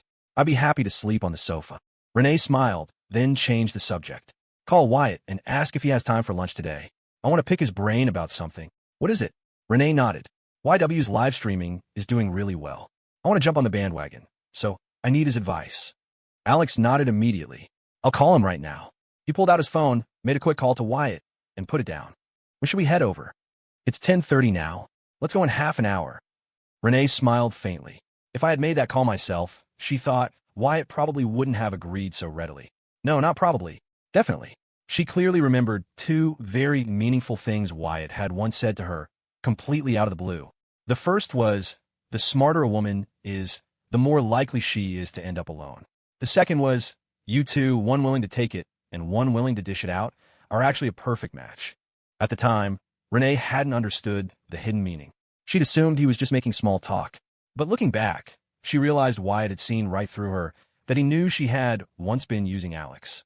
And now, the word probably had become a certainty. Her decision to quickly solidify her relationship with Alex and suggest they live together was, in no small part, a result of Wyatt's words. They left at 11 and met Wyatt and Chloe downstairs from the investments office just before noon. Seeing Alex and Renee holding hands, Wyatt didn't tease him as Alex had expected. Instead, he just said, So, you two are buying lunch today, right? Alex was about to complain about his friend being so cheap, but Renee discreetly squeezed his hand and smiled brightly at Wyatt. Of course. And so, after lunch that day, they struck a new deal.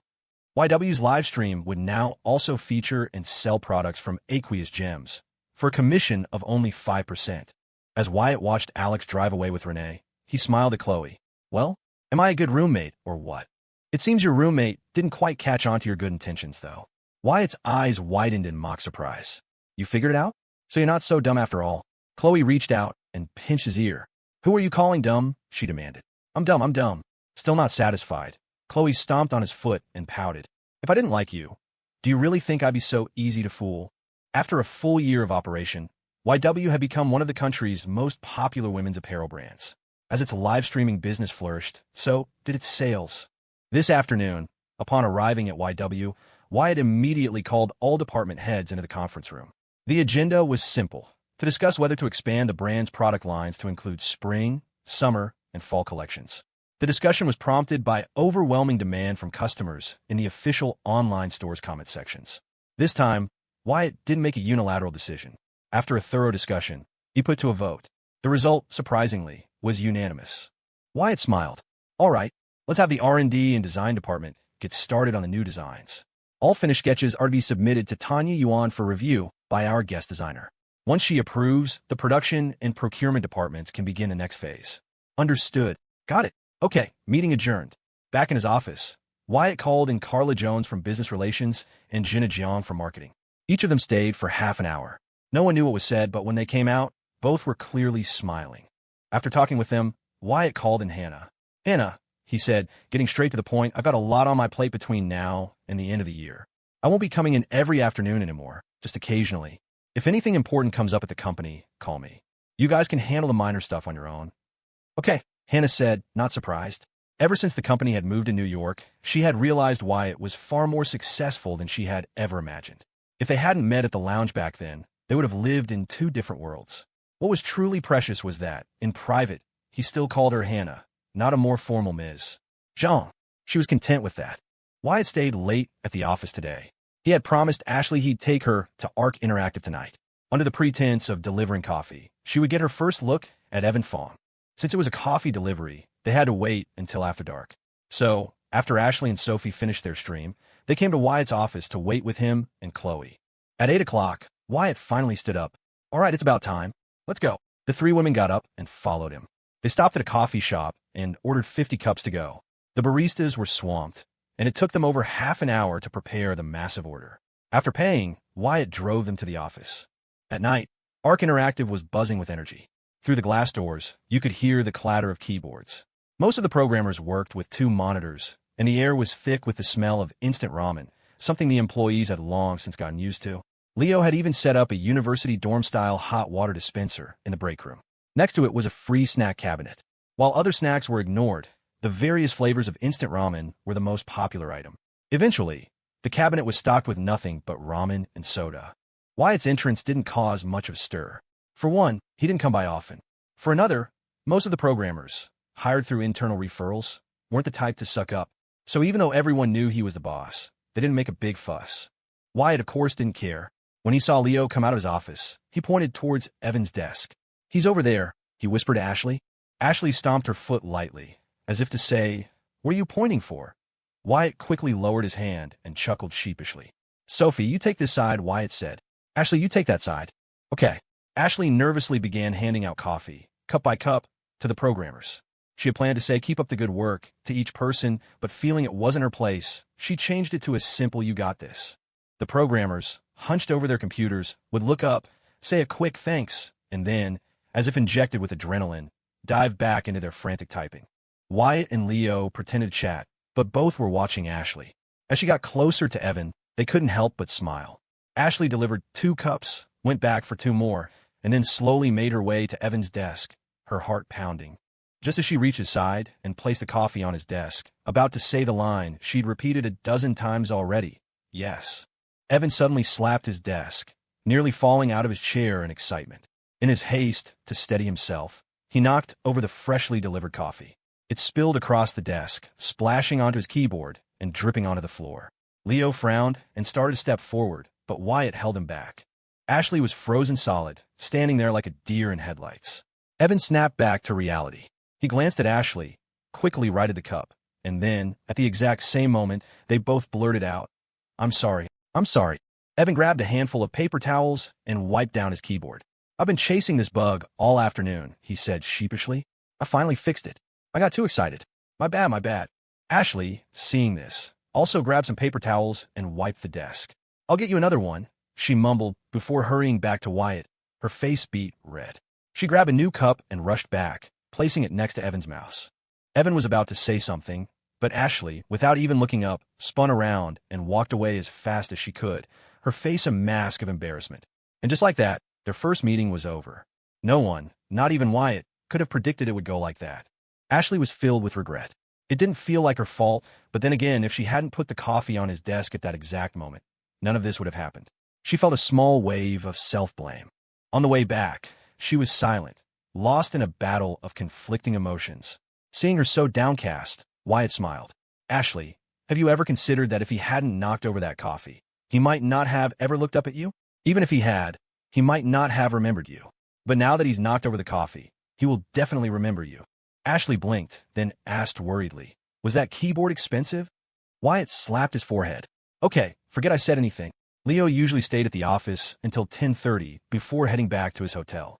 Sophie stayed with him, not leaving with Wyatt and the others. After dropping Ashley off at her hotel, Wyatt and Chloe went home. Too lazy to cook, Wyatt saw that a new Toasties had opened nearby and ordered a combo for two. Just as the food arrived and they were about to eat, a video call came in from Miranda. They both tensed up as if facing an enemy. They quickly hid the takeout bags and sat up straight on the sofa. To their parents, takeout equaled junk food, and burgers and fries were the worst of the worst.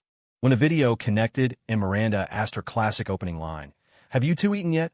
they answered in perfect unison, "We have." Miranda talked for a long time, mostly just her usual, reasonable nagging. Wyatt heard Chloe's stomach grumble and knew the food was getting cold. He quickly interjected, "Aunt Miranda, can I call you back in a bit? I have another call coming in." What can Miranda say? She just nodded, told him to get to bed early, and hung up. Wyatt tossed his phone onto the sofa. Chloe dashed to the kitchen, grabbed the food, and they were soon happily munching on their burgers. Halfway through a burger, Chloe asked, "What kind of burger is this?" "It's way better than KFC. It's Toasties, another one of our company's investments. They have 800 locations nationwide now." Chloe nodded and went back to eating. By the time they were full, it was getting late. Chloe went upstairs to shower first. Wyatt cleaned up the trash, locked the doors and windows, and headed up soon after. Around 11, they were finally settled in bed. Just as they were about to turn off the lights, a call came in from Leo. "Hey," Wyatt answered, raising an eyebrow. "Why are you calling me so late?" "Evan came to see me after work," Leo said with a laugh. "To ask about Ashley?" "How did you know?" "Because I'm your daddy." Wyatt quickly called Ashley. She was usually sleepy by this time, but tonight she was wide awake. "Hey, so, that guy Evan asked Leo about you." "What?" Ashley shot up in bed. "What did he say?" Wyatt yawned. "Didn't ask. You can ask Sophie tomorrow." "That's it, I'm going to sleep." He hung up without another word. Ashley was on pins and needles all night. The next morning, BRR. "It's so cold today. Did the temperature drop again?" Chloe, just out of bed, walked into the bathroom and slipped her cold little hand under Wyatt's shirt, making him flinch. "Yeah, it's going to be a cold winter. Make sure you dress warm," Wyatt said, unfazed. He was still in his fleece pajamas, which were soft and comfortable. Chloe pulled her hand out and wrapped her arms around him from behind, resting her head against his back. She was a long way from the shy girl who used to blush at just holding his hand. "Why don't you just stay home today? Turn on the heat. It's more comfortable than being at the office with me." "No way. What if some vixen tries to snatch you away?" Wyatt couldn't help but laugh. "You're overthinking it. I'm a perfect gentleman, you know." "Oh, a gentleman, are you? Then why do I wake up every morning with the top 2 buttons of my pajamas undone?" Wyatt immediately played dumb. "How should I know? You're asking me." The temperature really was dropping day by day. As December arrived, it brought with it not just the cold, but also biting north winds that felt like daggers against the skin. Lunar New Year was in mid-February this year. Wyatt had already told his family. David and Sarah would come back from NYC at the end of January. His mother-in-law, Miranda, would arrive around the same time. Charles, tied up with work at the bank, wouldn't be there until the week before the holiday. On the 25th of the month, filming for Game Over, I'm surrounded by beauties. was finally complete. When Wyatt got the news that morning, he went straight home after lunch and projected Carl Chan's footage onto the TV to watch it carefully. He had to admit, while the plot was a little cheesy, the visuals were certainly eye-catching. As the video played a scene of one of the actresses, Ashley Young, doing yoga at home, Chloe noticed Wyatt watching with rapt attention. She waved a hand in front of his face. When he only blinked a couple of times without looking away, she grabbed a throw pillow and whacked him over the head with it. "What are you looking at? Don't mess with me. I'm working." "Bullshit. You're practically drooling. You're the one spouting bullshit. Skip this part. Watch the next one." Fine, whatever you say. If this game is a hit, it'll just prove something you said before was right." "What was that?" "That all men are pigs. Including me?" "Of course, including you." Wyatt pulled Chloe into his arms, letting out a cackling, villainous laugh. "Fine by me. I've already tricked a certain someone into my grasp. She's probably never going to escape my clutches for the rest of her life. Get lost. Leo told me his team is ahead of schedule. They should have the project done in a couple of days. I'm planning to take them all out to a restaurant on the 27th. Give Ashley a heads up." "Okay." Wyatt finished the video on double speed. The next day, he brought it to the office and had Leo's team get to work on turning the live-action footage into a game. After work, he stopped by Carl Chin's place and invited him to dinner at a hotel the next night, telling him to bring his wife and daughter. Carl was happy to go, but his wife, Shelley, felt a bit awkward about it. However, after their daughter's relentless pleading, she finally agreed to come. Finally, Wyatt sent a message to the group chat with Mandy and her 3 roommates, plus the main actresses Wendy, Nina, and Claire, announcing the dinner. Chloe leaned against his shoulder as he finished typing. "How are your cousin and that?" "G. C. Right. How are J. C. and her doing?" Wyatt opened his contacts and pointed to their matching profile pictures. "They've had couples avatars for a while now. Your cousin is so brave, going all the way to D. C. by herself to find him. If it were me, I could never do something like that. That's why you have to be proactive in relationships. If you're proactive, you can get what you want. If you're passive, you just get picked from." On that topic, Wyatt asked Chloe a strange question. "If, and this is just a hypothetical, you went back to the summer after the SATs with all your current memories, would you have pursued me?" Chloe thought for a moment, then nodded. "I would have." Seeing Wyatt smile, she immediately countered, "What about you? Would you?" "Of course," he said, his voice soft. "If I had 10,000 chances to choose, I would choose you every single time." The next evening, the entire ARC Interactive team gathered together. Because of the cold, they chose a small tavern not far from the office. The 100 or so employees, plus Carl Chin's film crew and actors, filled both floors of the establishment. The owner had been preparing since the morning, and as soon as everyone arrived, the kitchen erupted into a frenzy of cooking. As planned, Wyatt had Evan seated at his own table. He then had Ashley sit next to Chloe, placing the two of them right beside each other. The moment Ashley sat down, she poured herself a glass of hot water and took small, periodic sips. From the moment she sat down until the food started arriving, she didn't once turn her head to say hello to Evan. And Evan, sitting next to her, was having a massive attack of male awkwardness and didn't dare initiate a conversation either. "Ahem. Can I have everyone's attention for a moment? I'd like to say a few words." Wyatt felt it was necessary to say something before the meal began. He stood up, holding a wine glass filled with Sprite. "I've seen how much effort everyone has put into the company's 2 new projects. Tonight is just a simple chance to relax. After the games go public at the end of the year, I'll treat everyone to a real celebration at a 5-star hotel, and I'll hand out year-end bonuses based on performance. Also, today is Wednesday. I'm giving you all the next 3 days off to rest. When you come back after the weekend, I hope you'll be ready to hit the ground running and get these games launched as soon as possible. Cheers." After years of being a boss, Wyatt was a natural at these kinds of speeches. After his brief remarks, the 100-plus people on both floors began to eat and drink with gusto. Chloe, sitting next to Ashley, was practically dying of anxiety. Seeing that the two of them still weren't talking, not even making eye contact, she reached a hand under the table and pinched Ashley's thigh. Ashley looked over, pouting as if to say, "There's no way I'm making the first move." Chloe sighed and glanced at Mandy, who was happily video chatting with Jay. "See, comparisons are the thief of joy," she thought. Wyatt had done his part by seating them together. He wouldn't push it any further, at most dropping a few hints like he had with Renee. But Evan wasn't sharp enough in that department to realize that his seating assignment tonight was intentional. He still thought it was just a coincidence. The staff at ARC Interactive was mostly composed of recent graduates, and most of them didn't drink. A dinner without alcohol usually ends quickly. In less than an hour, People on the lower floor were already starting to leave. Soon, more and more people departed. By 8:30, more than half the crowd was gone. Wyatt took one of his credit cards from Chloe's purse and handed it to Leo, who promptly got up to pay the bill. Carlton also stood up. Wyatt, we're going to head out too. All right. See you later. His daughter, Holly, waved happily. Bye, Uncle Wyatt. Bye-bye. After Carl's family left, the others at the table began to stand up and leave as well. Chloe knew Ashley well.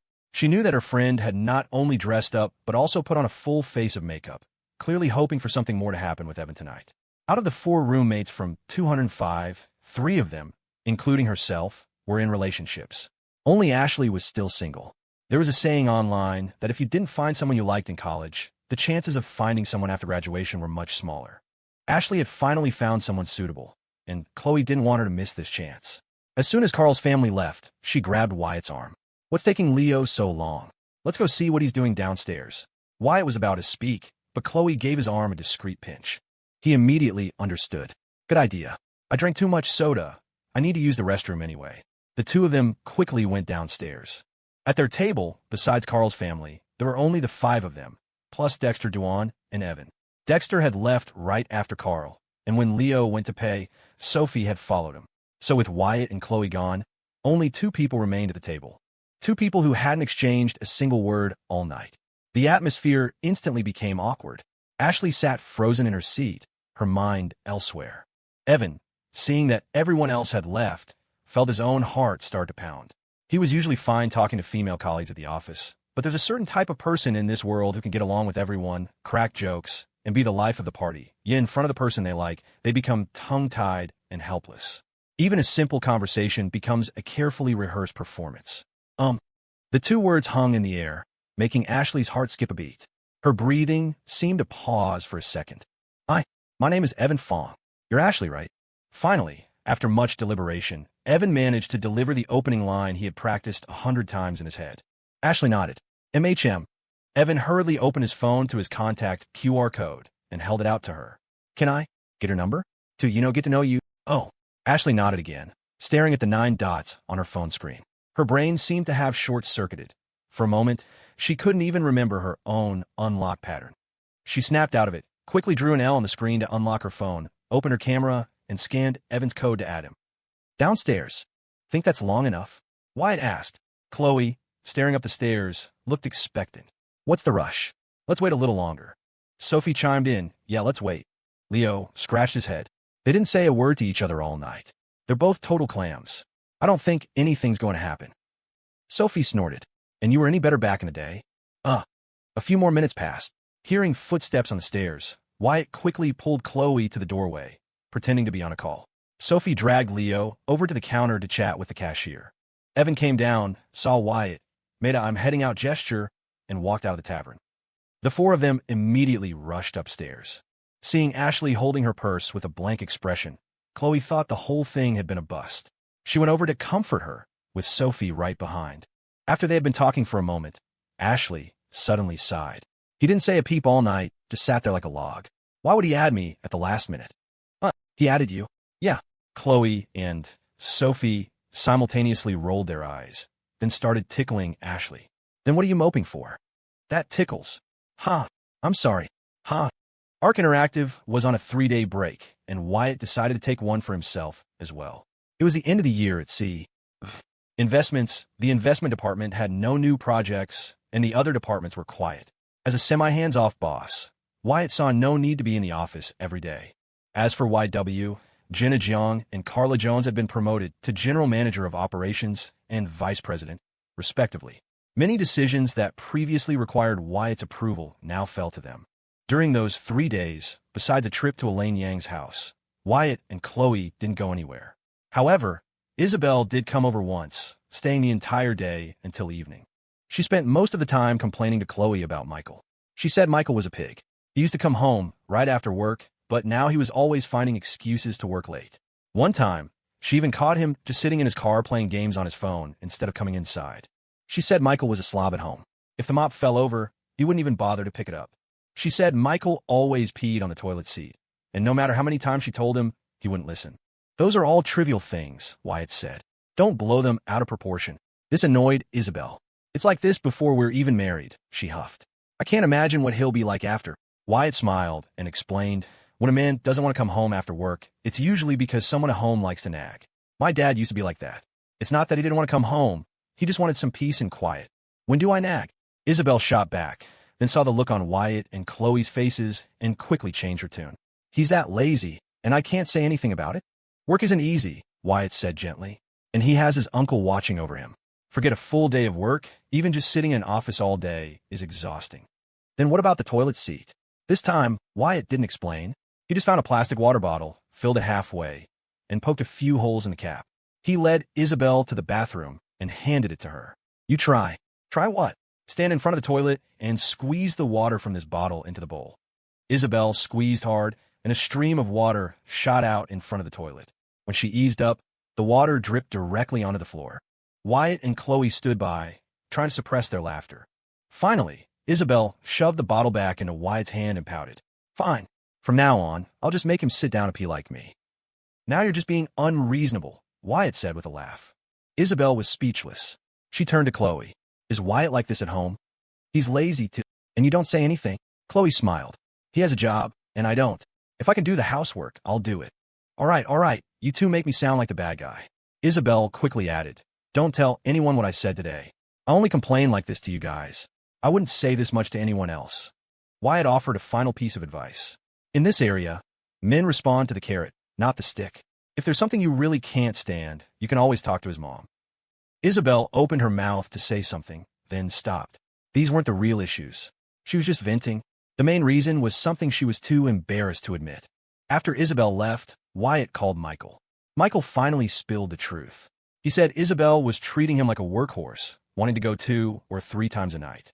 He was almost 30, not some hormonal teenager. He was already exhausted from work. Michael poured out his grievances, and Wyatt found himself caught between laughter and secondhand embarrassment. Eventually, he couldn't listen anymore. After the 3-day break, Arc Interactive began internal testing for Starfall Party. Wyatt played it for several hours himself and didn't find any serious bugs.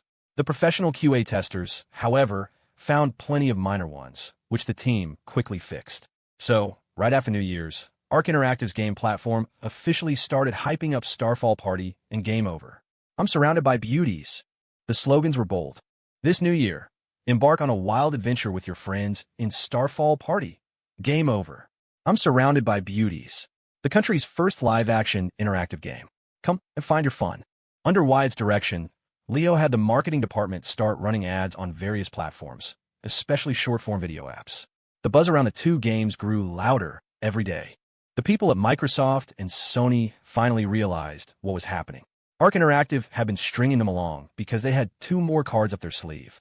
Microsoft wasn't too concerned. They were curious to see how far Arc Interactive could go.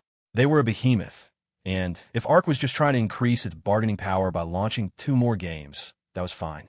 As long as one of them was a hit, Microsoft would be happy to see it. 2 weeks later, Starfall Party launched its closed beta. Half the slots were given to regular players, the other half to streamers. It used to be that games rode the coattails of streamers' popularity. Now, streamers were riding the coattails of the game. On the first day of the beta, the unique party game was already a trending topic. At any given time, the live stream chats were flooded with people asking when the game would be officially released. The employees at Arc Interactive, seeing the game's explosive popularity before it even launched and thinking about their stock options, were fired up. They held meetings every day, brainstorming new levels and game modes. This was all part of Wyatt's plan. At this crucial juncture, he got another call from Michael. His uncle wanted to take Wyatt to an event that evening. What kind of event? Wyatt asked immediately. Michael sighed. I don't really know the details. All I know is he didn't ask me to go, just you. Huh. Wyatt was even more confused. Why? He said, I'm not qualified. Michael said dejectedly. Tonight's event is only for top-level entrepreneurs. You need an internal referral to even get in. Can you be more specific? You know how different regions have their own chambers of commerce, right? Like the major business councils for different states and cities. Yeah, those are just the ones on the surface. There are many other business groups that ordinary people don't know about. The one my uncle wants to bring you into is called the Summit Society. My uncle is considered a minor player in there. If you go tonight, you'll probably see the CEO of Microsoft's gaming division and a lot of other people you only see on the news. Wyatt frowned.